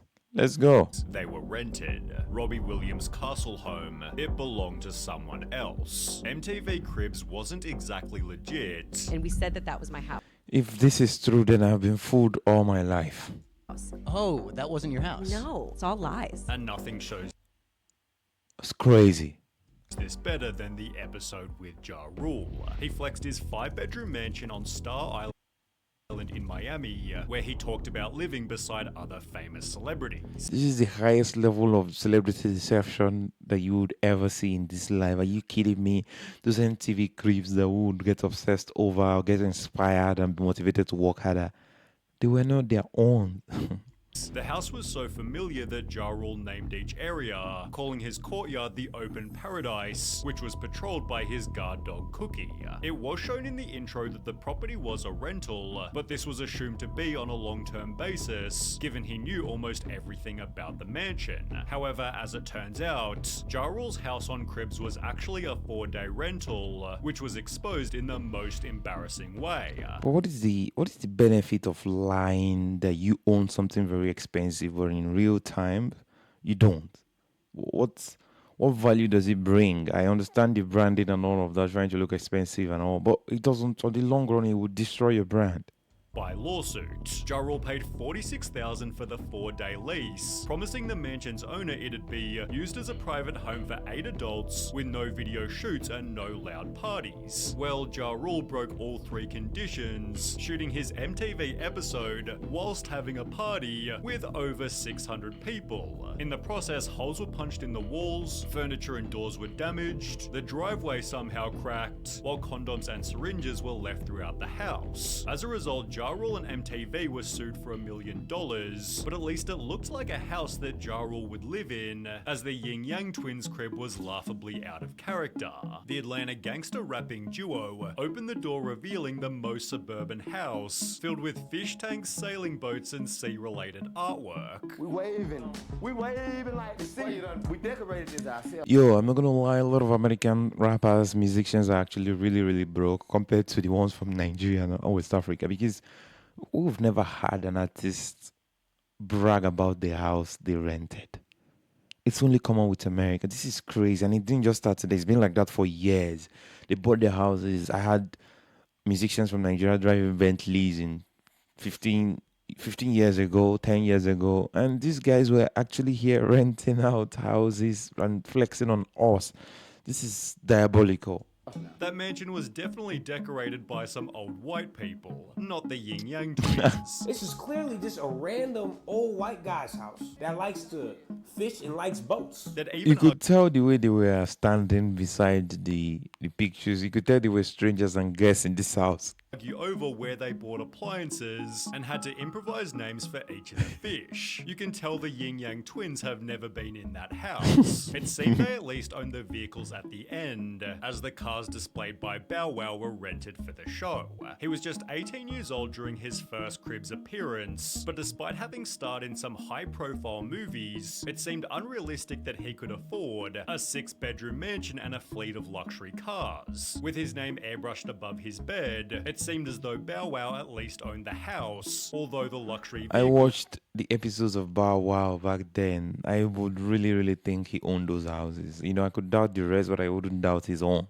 were a little more suspicious, because 2 years later he'd go on the show again, during which a viewer made an observation. We had MTV Cribs running in the background and watched 21-year-old Bow Wow show off his bachelor pad in Miami, along with his pimped out Bentley, Lamborghini and Cadillac Escalade. But then we noticed the word Prestige at the bottom of all three cars and decided to Google Prestige Rental Cars Miami, and what do you know, there it was. Prestige was the name of the company that Bow Wow rented the cars from, which was likely encouraged by the show, as Birdman also used the service during his appearance. Regardless, people clowned on Bow Wow, stating, "Ha ha ha, I wonder if he rented the condo too," which by looking at his life was also highly likely. For example, he'd post his Ferrari to his Instagram, writing, "Take the drop." This is the real fake it till you make it. Top to the night spot. Keep the California in California. We went hard tonight Grammy weekend, which was then reposted by a car rental company who accidentally exposed our good friend Ben. I just don't get the idea. I'm still trying to understand why you would rent a car, a house to maintain or to proclaim a lifestyle that you don't actually live. Is it not better to maintain a low-key lifestyle and then surprise people with the fleet of luxury that you have instead of doing it in the opposite direction? Bow Wow pulling up to the Grammys with our Ferrari California. 1 year later, it was exposed for flexing a rented Hollywood mansion, but the worst example was in 2017 when he'd post this to his Instagram. He showed the private jet he was taking to his concert, yet the very same day this Snapchat went viral. So this guy Lil Bow Wow is on my flight to NY, but on Instagram Bro has been casted. he posted a picture of a private jet caption traveling to NY today, shaking my head. Mind your business. Turns out Bow Wow's picture of his private jet had been taken from a limo company's website, prompting people to dig even deeper, discovering he'd done this on more than one occasion. It seems his MTV Cribs episode. This is the worst thing that can happen to you. When people have already figured out what you do and you continue to do it, they will go ahead and research all your details, all the places that you've messed up, that they overlooked, and then they will bring it back to rub it on your face. Led to years and years of faking luxury, but as mentioned in Bow Wow's expose, 50 Cent had done a similar thing. 50 Cent's episode was 52? Really? I thought he's been rich all, he's been forever rich. The definition of excess. He showed his 19-bedroom, 35-bathroom mansion, which included a squash court, movie theater, recording studio, and its very own nightclub. Equally impressive was his car collection, which included 4 different rare collectible Ferraris, leading him to state, "I know you ain't see these before when you was watching Cribs because everybody ain't got these." Yet it seems 50 Cent didn't have them either. Each Ferrari had little numbers on their windshields, leading to a forum post reading, "If you notice the small white numbers in the top left-hand corner of the windshields on the F50 and Enzo, those are the numbers of the cars that were in the Hartford Concorso parade, which was confirmed when the..." No, I'm very disappointed. If the rest of the people did this, I'm like, okay. Bow Wow was a bit disappointing a little bit because I really thought it was real because I watched his own episode. But 50 Cent, for when you stand for 50, 50, don't do that. User posted these photos. Another forum member added, "It's pretty obvious that they aren't his, because it's a known fact that there's only one yellow Enzo in CT, which was owned by a pretty well-known hedge fund manager." Well, someone else then officially confirmed. The Ferraris are unfortunately not 50 Cents. He invited my friend over to his house for It's this. crazy that you'd come to a full community or a full state and you can count the number of people that owned Ferrari back then compared to now. You literally have Ferrari in every 2-3 streets. And my friend let him use his cars for the episode, and they were filming some music videos that day as well. The Enzo F50 and 599 all belonged to one owner. When 50 Cent later filed for bankruptcy, he'd admit the cars were rented. He'd instead pay off debts by selling his mansion, therefore joining the likes of JoJo, who admitted to doing MTV Cribs while she was actually homeless. JoJo showed MTV through her Yo, how can you be homeless and do an episode with MTV that you actually live in the life, even though you're homeless in real life? How is that even possible in the first place? Why would you even agree? How much are they supposed to pay you that, okay, after the filming, you go back to being homeless after already showing people that you are living in luxury? Oh, boy. Her Cape Cod vacation home, where she supposedly loved spending her summers. It was therefore a little weird that she'd invite her extended family, but she'd reveal the reason for this. Imagine being her family member here, sitting down like guests, and then you have your relative lying that they own this crib, and you guys are just laughing like, bro, you're homeless. After this episode, you're just gonna go back outside with your poly bag. Exactly 10 years later, JoJo was asked about the episode in a Huffington Post interview, to which she'd respond it was so ridiculous. The thing is, we didn't have a home at that point. My mum and I were living out of suitcases and were mostly in hotels. So that was actually my uncle's house on the Cape. That wasn't my house, that wasn't my stuff.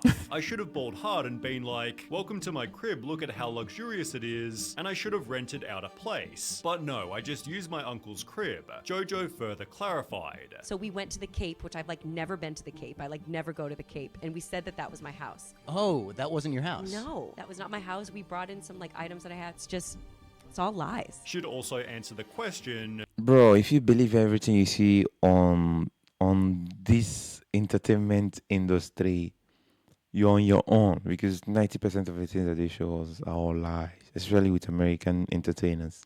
Why even bother doing the episode then? For the exposure. Oh, okay. But no episode Now it makes sense for the exposure, but on the long run, it's not very beneficial, because when people find out that you're not actually that rich and that successful, then it backfires. Faker than the one by Robbie Williams. He showed MTV his massive British castle, talking about the spots where he'd been snapped by paparazzi. The hand in the pocket is so cliche. You have to be rich, tight shirt, jeans, He then shows his group of friends before making a joke. I don't really know these people, but what I do is I actually phone rent-a-friend. But apparently he Damn. also phoned Rent a Castle. You see, the building was so big that people recognized it as the famous St. Catherine's Court, which was owned by someone else completely, Jane Seymour. She had no idea that Robbie ever went there, or that he'd hired a fake butler to help out with the shoot. It wouldn't be until 17 years later that Robbie finally admitted, we didn't let Jane know that I was gonna pretend it was my house. And because I was 23 and full of spunk, I didn't even consider other people's thoughts or feelings. So I'd like to take this opportunity to apologize to This brand strategy is so abstain. It was not going to work. Now they are sharing all these stories after 17 years, 15 years. Look at where they are now. They're probably not as successful as they seemed to be back then. That's why they're sharing it now. I feel like if they continue to benefit from it, they wouldn't still tell you, Jane Seymour, but it might not have even been Robbie Williams' fault, because Redman explained in a DJ Vlad interview that MTV tried to get him to rent a house for cribs. They wanted me to rent a house so I can open the big double doors and shit like, yo, look at my shit, With MTV trying to choose the home themselves. The first thing they said was, all right, we got a couple of houses picked out for you. Wow. And I was like, oh, okay. Well, Redman simply refused. And I said, you know what? No, I don't want to rent a house. I want y'all to come to my house. Accidentally making the show's most relatable episode. He brought MTV Cribs to his 2-bedroom apartment, where he ironed his shirts on the floor and flexed his frozen fish fillet. Now he's more successful more than majority of the people that they've already shown us that they are successful. This is more real. This is more relatable. This is how a normal person's house look like, with snow packed outside the house. Redman's recording studio was just a messy bedroom, whilst the rest of his house was in such disarray. Yeah, well, he's dirty. Like his apartment is messed up, or his house is messed up. But it's more realistic than what they've been showing us. Barely notice his cousin sleeping on the ground. He concludes the episode stating, next time y'all need to find me, just rub these 2 wires for the doorbell. Don't worry about the screen too. It's still good. The realest episode of MTV Cribs. Redman didn't fake it like other celebrities. That was the realest, but that doesn't mean your house should be that dirty, that mess that you can't clean it, that your cousin has to be sleeping on the floor. Great insight. Good to know that MTV lied to my face. I was in Nigeria when this was happening, so I can't believe it. How many more things do I have to know that they lied? But interesting video, by the way. Let me know what you guys think. Did you also watch some of these episodes when they were released, or you found out about them just now? Subscribe.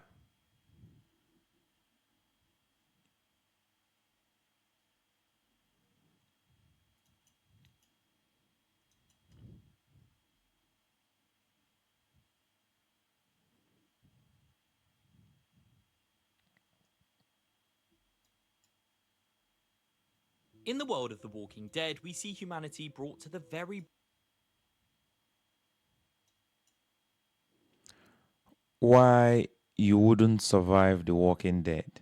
In the world of The Walking Dead, we see humanity brought to the very brink of extinction by a mysterious disease dubbed the wildfire virus, wiping out over 99% of the world's population and turning people into flesh-eating monsters referred to in the series as walkers. And although that all sounds very bad on paper, I still think a lot of people watch the series and think, yeah, surviving in this world would be a piece of cake. I literally watch every episode thinking about how I'm gonna survive. Like literally every episode of Walking Dead. Every time I think about and put myself in that situation and just think, what will I do in this situation? What will I do in this situation? Because in a split second, you're a zombie. I'm sure I could morph into a prime Rick Grimes, grab my red-handled machete, and start hacking some slow-moving zombies to death. But I'm here to be the bearer of bad news and tell you, you're very wrong. Because when society collapses, there are far deadlier factors at play than merely just avoiding walker bites. So this is why you wouldn't survive The Walking Dead. Okay, I know I've just stated that there's more to worry about than just being bitten by a walker, but we must first address the elephant in the room, and that is the flesh-eating reanimated corpses that call this universe home. Now, at first glance, any zombie seen in the series post-season 1, I'll admit... I think your survival highly depends on your location as well and the access to food that you have, access to food and weapons that you have, because it was very clear from watching every episode that you're not just worried about the zombies, you're worried about food, you're also worried about your fellow human beings who are in need of food, trying to get your food, trying to get your safety harbors where you're sleeping. There were so many enemies that would come up in a situation like this, and not just zombies. would be fairly easy to deal with in isolation. But not only did the series creator Robert Kirkman confirm that the zombies in this universe outnumber the living roughly 5,000 to 1, but I also see people when tackling this hypothetical scenario totally dismiss one crucial fact, and that is the concept of zombie media just doesn't exist in the world of The Walking Dead. I mean, think about it. We've all grown up watching Shaun of the Dead, playing Plants vs. Zombies, or binging horror films, and because of this, we are familiar with the fairly universal rules of these undead monsters, i.e. I'm not gonna lie, the no rules life looks cool because there are no rules. You can do anything in your life, you can go whenever you want, wherever you want to go, whenever you want to go. Just know that your life is at risk every time you step outside. Must destroy the brain to kill them, a bite means you're infected, and avoid population-dense areas at all costs. But the people of the Walking Dead universe, with you included if you were dropped into it, would have no idea of these aforementioned zombie rules, or even the concept of a zombie itself. It would just be a totally alien concept, decreasing your chances of survival massively. So, let me set the scene for you all. One night, your dad becomes sick with a strange illness, and that night, whilst asleep in your room, you suddenly wake up to the excruciating pain of your own father biting into your arm. But your immediate reaction after waking up would not be to smash your dad's skull in with a lamp and amputate your infected arm, because you wouldn't even understand the sheer severity of the situation until it was way too late. That's the craziest part, having to unalive your relative that has been infected. Imagine how hard it would be. I mean, it's crazy and easier for us to judge these people in these situations when we're watching them. Like, yo, do it. It's so hard to even do when you're in a situation like that. And I know that example sounds incredibly niche and specific, but this is exactly how millions of people would be caught off guard. When a loved one is burning up with a fever and acting violently, our instincts would be to comfort them, try and calm them down, or call an ambulance, not grab a shotgun and end their existence. And it's this fundamental lack of knowledge that would sweep across the planet, causing the death of millions, long before many of you could pick up a baseball bat, wrap it in barbed wire, and start strutting around the apocalypse. Little pig, little pig. By the way, Negan is one of my favorite characters in the whole of Walking Dead. I'm a big fan. I mean, his character started very badly and very, very villain oriented. But he has gone to become one of my favorite characters in the movie. And even if you did somehow manage to survive the initial wave of domestic horror, your survival would still boil largely down to sheer geographical luck. Because if you live in a major city, the odds are already stacked against you. Picture hearing the chaotic news reports of a virus making people uncontrollably violent while you sit alone in a high-rise apartment. You would have no idea what to do in those crucial first few days. Do you fight back against these crazed individuals chasing you down the street, or is there a vaccine on the way that can heal them all? But little do you know, the entire world is already infected and there is no cure coming. And even if you did decide to fight back for your life, how long would it take you to realise that body shots do absolutely nothing against these things, and the only way to stop them is with a direct blow to the brain?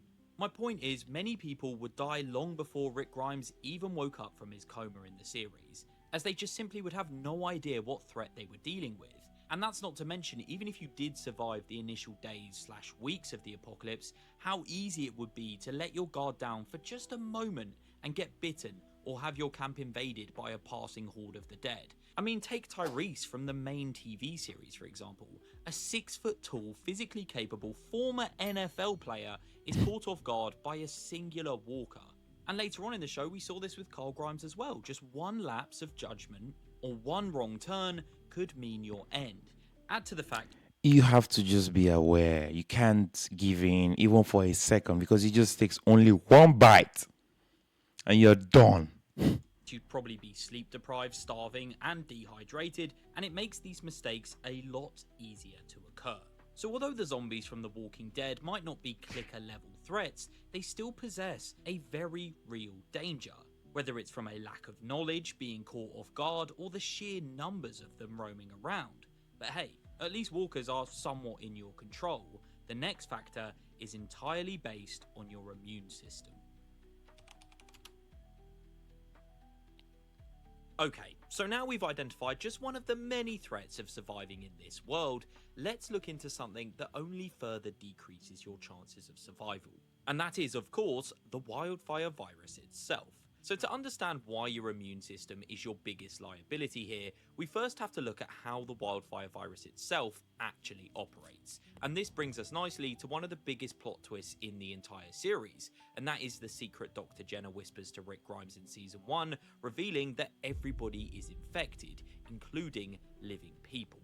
But what does this mean for your survival chances? Well, we all know the virus turns people into flesh-eating monsters and relies on reanimated hosts to pass on the deadly infection via bites. But what having everybody already infected on default is what has everybody at risk in the first place. That's why you should never trust anybody around, regardless of how you've been friends, regardless of how close you are to somebody, how related you are to somebody. The moment they are infected, emotions should be thrown into the trash. Get them unalived immediately. Otherwise, you're going to put yourself and every other person around you in danger. People fail to account for, as seen throughout Fear the Walking Dead Season 1, is a huge portion of the world's population flat out died from the virus without being bitten.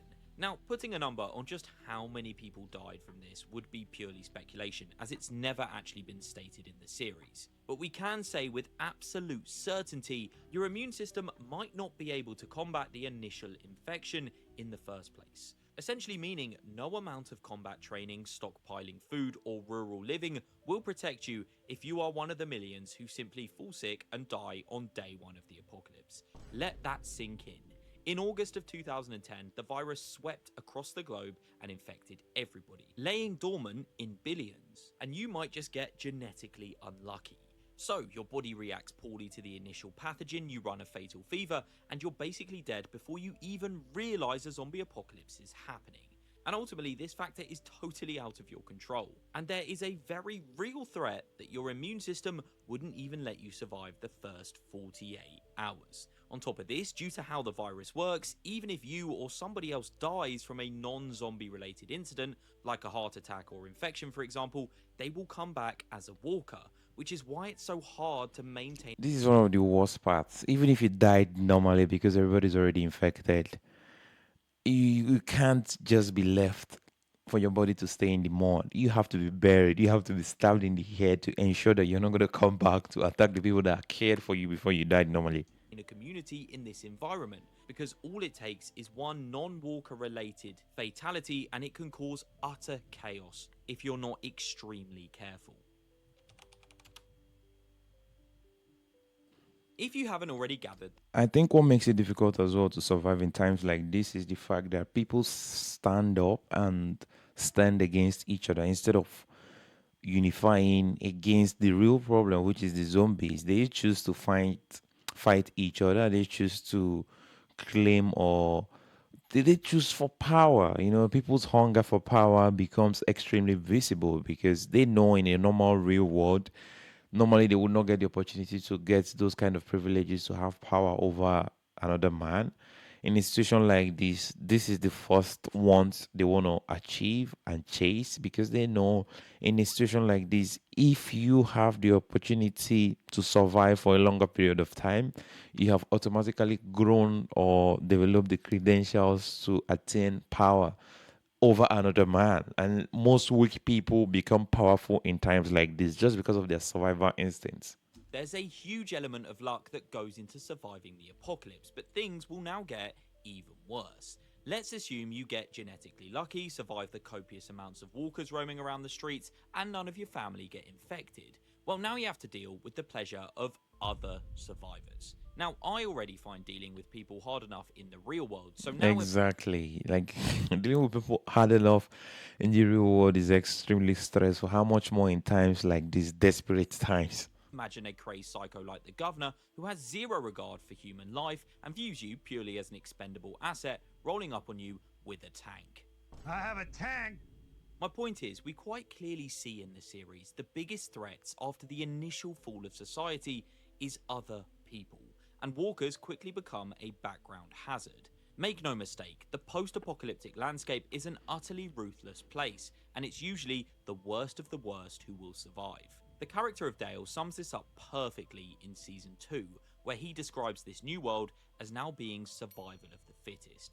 When supplies are scarce, shelter is limited, and disagreements happen, unfortunately, people will very quickly resort to violence in order to solve disputes and problems. I mean, we even see it in the real world, so when you remove the punishment and consequences of the law, it would basically become the purge on steroids. I think the absolute scariest part of the entire apocalypse would without a doubt be dealing with the other survivors. You let your guard down for 1 second or hesitate and someone else could kill you. You run the constant risk of raiders stealing your supplies and doing much worse, and if your community's resources are getting tight, even your closest allies might decide your share of the food is worth more than your own life. Ultimately, in order to survive, you would have to be incredibly careful of who you let into your group.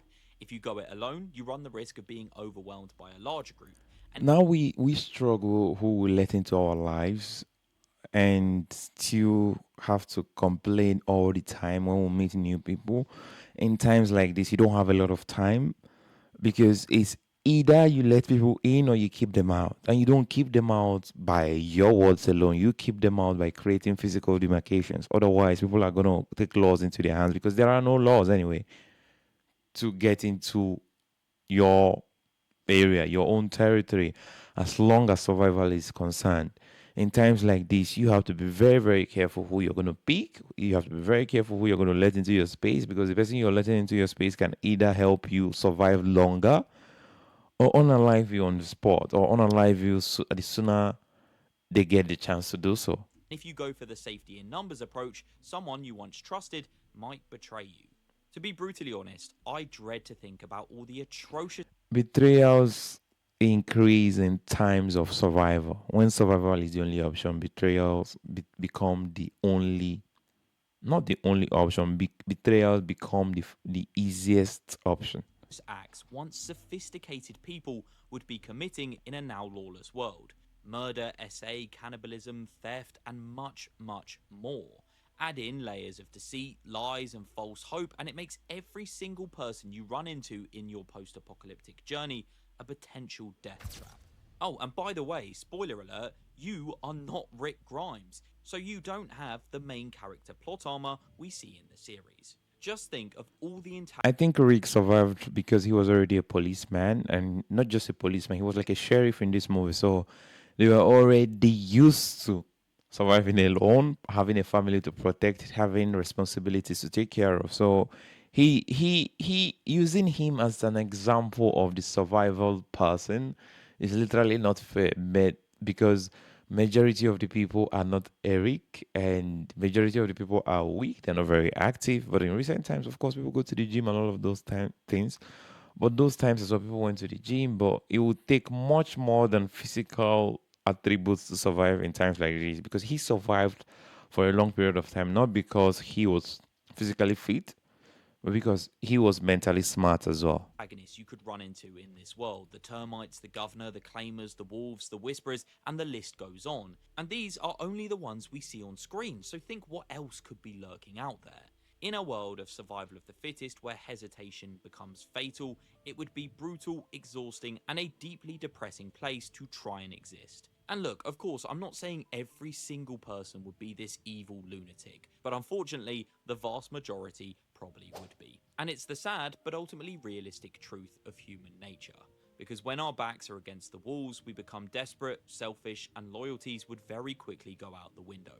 All it takes is you walking along one day and somebody hiding in the bushes decides they want your stuff, so they're going to kill you for it. Or you hesitate in pulling the trigger, realizing the severity of taking another human life, only to be beaten to it by that other person who shoots you first. Or, even worse, you walk into a settlement under the pretenses they will take you in and look after you, only to find out it's a bunch of cannibals and you're on the menu tonight. It's just crazy because we if any human being can eat a dog, they can eat a human being. Because in times like this, where food is scarce, you don't pay attention to food being expired. You don't pay attention to being selective of the kind of options that you have. You eat anything that comes your way as long as it gives you energy, as long as as long as you last longer anyway, and everybody wants what you have.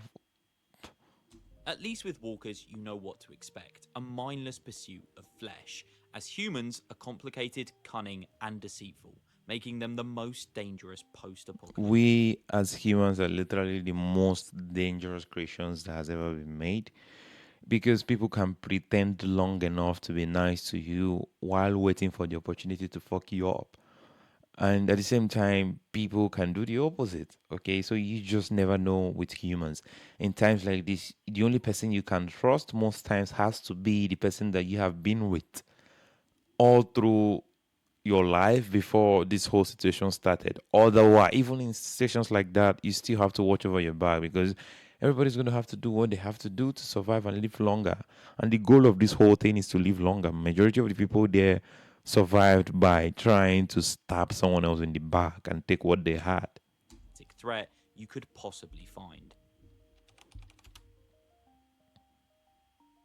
Now, this next factor plays heavily into your geographical location, which I did touch upon earlier, whilst also kind of linking to the others. To be honest with you, in times like this, where would I want to be? I don't want to be in America. I don't want to be in Nigeria. I would want to be in Russia, but I wouldn't say I would want to be in Moscow, because it's a very crowded area where people live in apartments. First of all, the elevators will stop working. Majority of the people that live in houses live in outskirts of Moscow. Why would I say Nigeria, for example? Because there are more forests and more open spaces for you to build a very big demarcation and fence your house, that you can also grow food because you have photosynthesis. And in Russia, the limited number of food that you can grow is one of the biggest problems. Same thing as countries like America and in Europe, because there's snow and all of that. But in Africa, in West Africa, you just need to have all the resources that you had before this whole problem would start, so that you can grow your own food, fence your environment, bring out guns to protect yourself from intruders and outsiders that want to take what you have. So it's a bit of a mixed decision between here and Nigeria, for example, because you would need a place where there's a very huge land mass. Survivors section, because it's people and the military's reaction to the wildfire virus, particularly in cities. Also, I would want to live in a hill so that before you get to the top of the hill to get me, you would have already been weak. And in you being weak, I will take advantage of that to unalive you. Across America. In the first few days of the outbreak, local police departments quickly became overwhelmed, hospitals filled up, and riots broke out nationwide. So the military was dispatched into major cities across America, setting up safe zones in strategic areas in order to try and regain control from the undead. This, however, would very quickly prove futile, as after just over a week of trying to retake the cities, morale, supplies, and exhaustion quickly overwhelmed the soldiers, as they not only fought an utterly relentless foe, but were also dramatically outnumbered, with central areas of cities crawling with walkers. But what that means for you is if you were a civilian and you lived in a city across America, you would have to get incredibly lucky to already be living within an area the military fenced off and protected as a quote-unquote safe zone, or you'd be stuck in a living hell. After things went bad, many people tried to exit the cities, in turn blocking up all the highways, making escape for you via vehicle virtually impossible. To make things even worse, the military were ordered to contain the virus, so in turn, they shot anything that moved outside of safe zones, whether you were infected or not. So unless you were in one of these military... Definitely, in trying to protect the majority of the people, there will be casualties. If you don't leave the places where they have already considered unsafe zones, sorry for you, because you'll be considered as a casualty. In order to protect the bigger good, they have to destroy those kind of places. Zones, you'd be playing a constant and very deadly game of hide and seek versus the people who were sent in to supposedly save you. Walkers were now everywhere across the cities, and riots of angry survivors plagued the country. Your chances of being stuck in a city and trying to survive outside of a military safe zone would be very slim. But even if you were lucky enough to be in a safe zone, you wouldn't fare much better in the end, as some camps... Your chances of surviving or moving to another city will be very difficult, not because of the walkers, because if you moved through a straight road, I think you'd have more chances at survival. But if you walked or tried to move through the forest, you have a very slim chance of survival because you wouldn't see the walkers coming from a very long distance. But if you're driving on the roadside, you wouldn't have to worry about the walkers now, but you have to worry about your fellow human beings waiting for you at every district. Became overrun, but the worst was yet to come. Because after the military realized they weren't going to be able to take back America's cities, they initiated a plan to try and neutralize the virus. In the middle of the night, the military would evacuate their posts and their safe zones, telling no civilians. And only a matter of hours later, before some had even realized their retreat, the city would be bombed with napalm. This top-secret mission was dubbed Operation Cobalt, and the only way in Fear the Walking Dead our survivors find out about this classified operation is by literally capturing and torturing a soldier. For many, whilst sound asleep in their supposed safe zones or whilst fighting for their lives outside of them, they would be met by a constant bombardment of bombs. This would not only kill millions of survivors, but also only add to the walker problem as people subsequently died and reanimated. Operation Cobalt was a colossal military fail and led to the collapse of their control. But this failure meant if you lived in pretty much every city across America except Philadelphia and Portland, who managed to escape this fate, you would almost certainly be killed. As for cities outside of America, like Paris, London and Barcelona, although not bombed, we see they fared incredibly poorly as well due to the sheer density of people. So, in the world of The Walking Dead... The sheer density of the people is a very huge factor in deciding who survives and who doesn't. That's why I said I need places where there are more spaces and more landmass. And where do you have that? West Africa and Russia. Just merely existing in a city essentially becomes a death sentence. And this is the only time that living in a big city is a disadvantage to your survival. I think often one of the most overlooked challenges within any apocalypse is the mental aspect of it.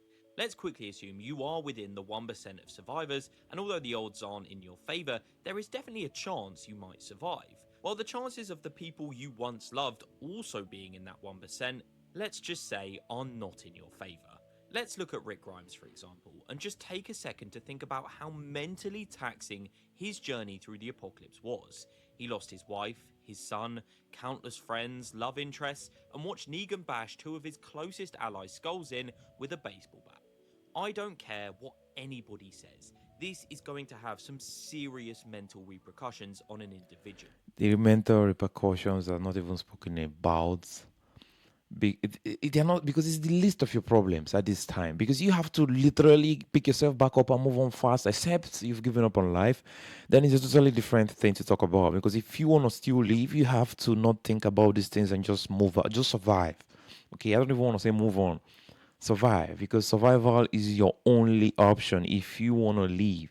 It doesn't matter what has been done to you, it doesn't matter what is being done to you. There is no time to think about your traumas. There's no time to talk about the witnesses that you have seen, people being unalived in your presence, your loved ones, because you just have to do what you need to do to be alive. And if that isn't enough, let me give you a real-world example. Take PTSD in US soldiers from World War II.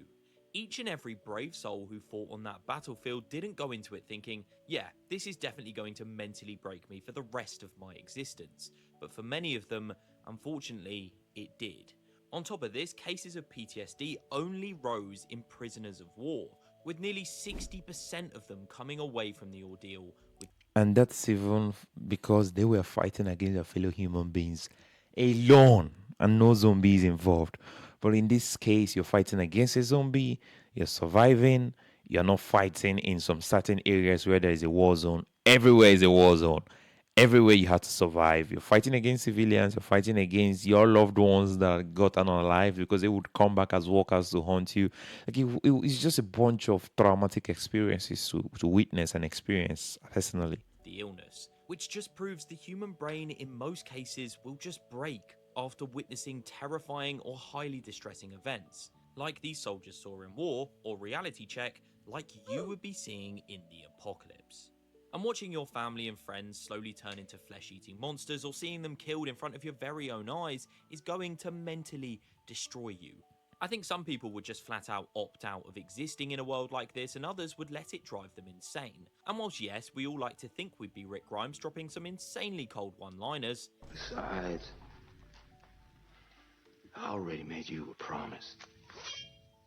The harsh reality is, most of us would more likely resemble a character like Clara from season 4 of the show. A woman who, after the death of her husband, clings on to survival, but is depressed, delirious, and all alone. In this situation, being weak is not an option. It doesn't matter where you're from. It doesn't matter the foundational growth that you've had. Being weak is not an option as long as you want to survive. Until one day, Rick stumbles upon her. She tries to lure Rick back to her camp and use him as food for her reanimated husband in a state of delirium. But after he fights her off, she just asks to be left alone to die. As ugly and depressing as it may sound, most of our brains just aren't geared to witness the type of horrors an apocalypse would throw at them. Many people would break and become unhinged shells of their former selves, resulting in survivors breaking mentally long before they did physically.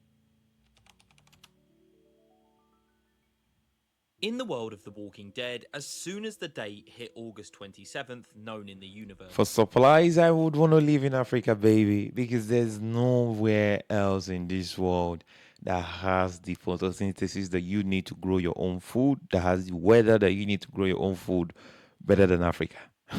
As Monument Day, a timer essentially begins, as this is the point food and other resources stop being produced. Processed foods will finish. The biggest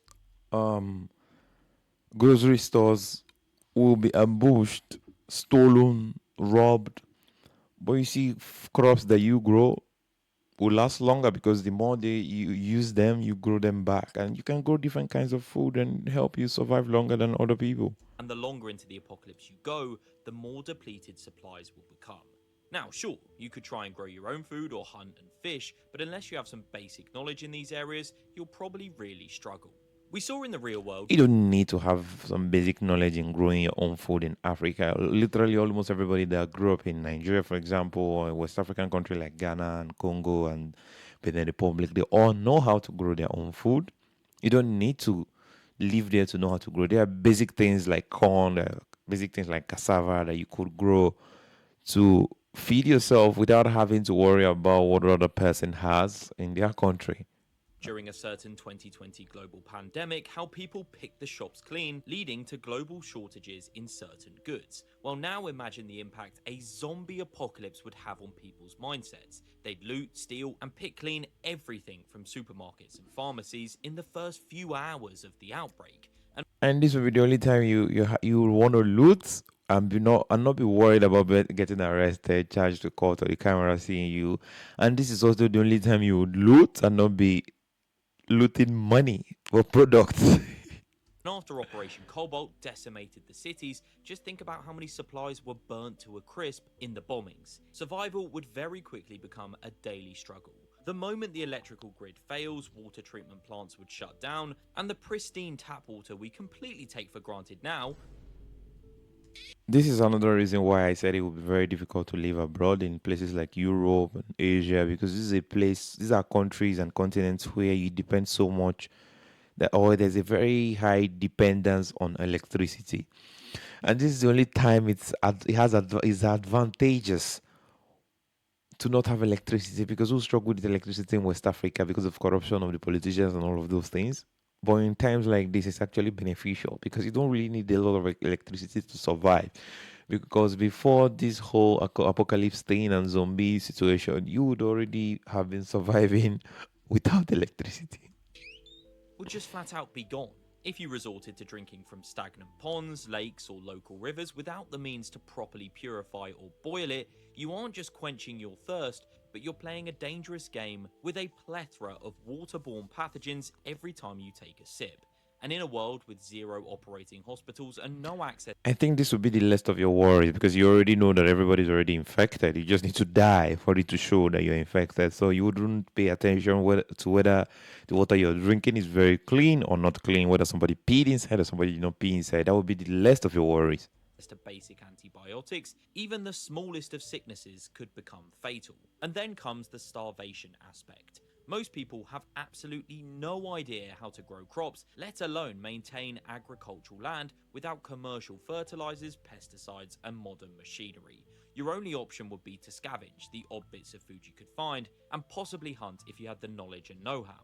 But as the weeks turn to months and then possibly years, if you've done really well at keeping yourself alive, the challenge would only further increase. Canned goods would expire, medicine would lose its potency, and gasoline would degrade so much it became basically useless, rendering any vehicles you had essentially worthless. Every single day would become a frantic and exhausting... It's crazy because most of the things that we are always worried about now that we use to our farm, the cars, the beautiful houses, the money in the bank, the jewelries, those things will be the least of your worries when survival is the only option that you have. Calculation of calories spent versus the calories gained.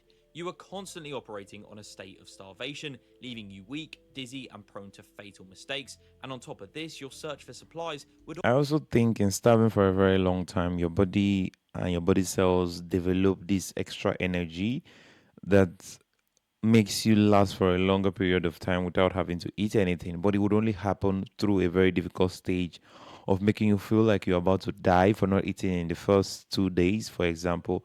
But then after that, being without food becomes a lot easier. Often take you to uncharted territories, leaving you at risk of being... If you want to know how it works, try intermittent fasting for 72 hours and you understand. The first 48 hours will be like hell, but then afterwards, your body starts getting used to it. And the moment your body starts getting used to it, you would learn how to survive without having to eat all the time. Ambushed by the people who live there, or just having your camp raided in your absence. And finally, without the use of vehicles, you'd have to be physically fit as well to be able to outrun walkers and maybe even other survivors, and your cardiovascular endurance would be essential to survival in this environment. In conclusion, although many of us would like to imagine ourselves as this, in reality, most of us would probably look something like that. Because in order to survive the world of The Walking Dead, you'd have to survive a dormant airborne virus on day one, you'd have to guess the correct rules of the undead in a world where zombie media doesn't exist, you'd have to escape firebombed gridlock cities while the military tries to kill you, outsmart the often hostile other survivors, avoid losing your mind from the horrors you'd witness, and somehow find clean water and food every single day. And the harsh reality of it is, the vast majority of us wouldn't be the heroes of this story. We'd either be part of the infected herds wandering aimlessly through the landscape, or be like Clara, an emotional wreck after the death of our loved ones. Because ultimately, survival in this environment is brutal, and it isn't all about how tough you are, because it mostly boils down to a horrifying mix of genetic luck, geographical positioning, and psychological endurance. And that is why 99% of us just wouldn't survive The Walking Dead. I mean, That's a crazy statistics actually, but it's not wrong because 99.9% would not survive. Not because we don't have the physical abilities to survive. Because if you have the physical abilities, can you endure not eating for a long time to fill out your physical strength that you have?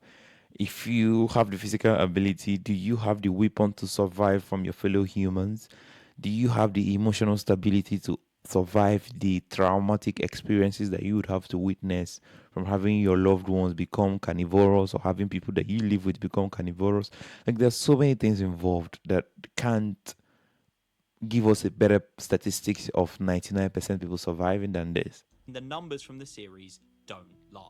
But who knows, maybe the future Rick Grimes of the apocalypse is watching this very video, and in that case, I apologise for severely underestimating your abilities. You got me.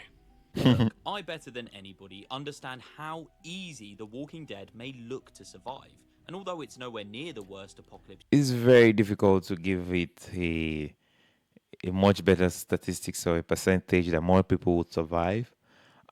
I would say, depending on locations, in a place like New York, 99% of people will not survive. And if you go to a place like Japan now, because a lot of there's in places like Japan and Italy where some cities are empty, they are calling people to come and move and live there. Then they have a higher percentages of survival. At least probably like 85% of people will survive. And then you come to a place like Russia, probably like 70% of people will survive that are not living in Moscow, of course, or St. Petersburg, or in the big cities in the country. you could find yourself in fiction, it would still take a colossal effort just to stay alive.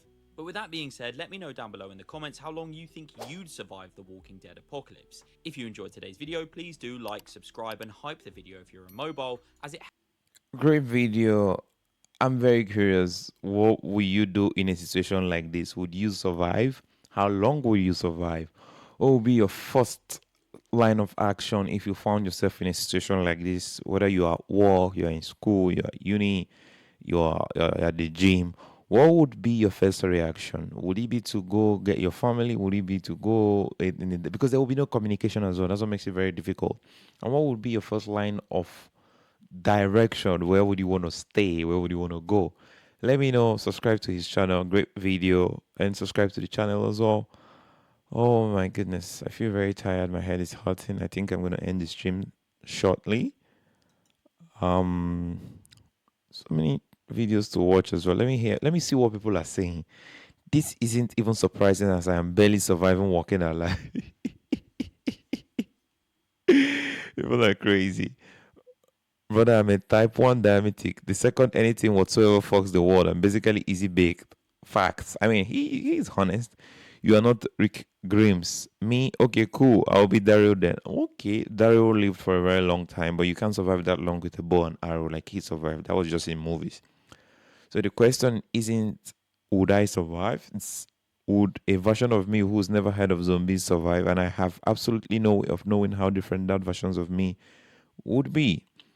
I live in a rural area and rarely go outside my house. I would probably go about 2 weeks without even knowing there was an apocalypse.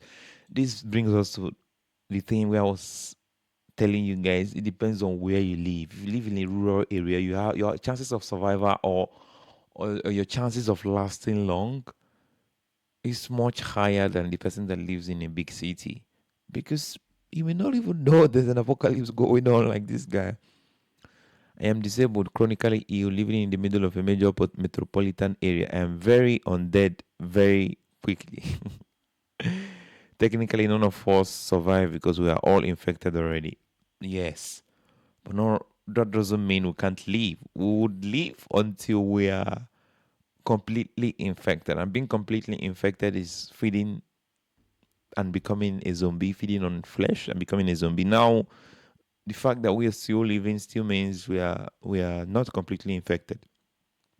That would suck so bad if I was finally in a zombie apocalypse, prepared a bunker with food and stuff, and then my immune system was too weak. Yeah, unpopular opinion. I'm taking myself out in any apocalypse, so y'all better watch it. Anyway, that's about it. It goes on and on. There's over 1,600 comments. I'm not gonna go ahead and read all of them, but I think I'm gonna end the stream now. Thank you guys so much for watching. I appreciate you guys for joining my stream today. Whoever joined, whoever left. See you guys in the next one. See.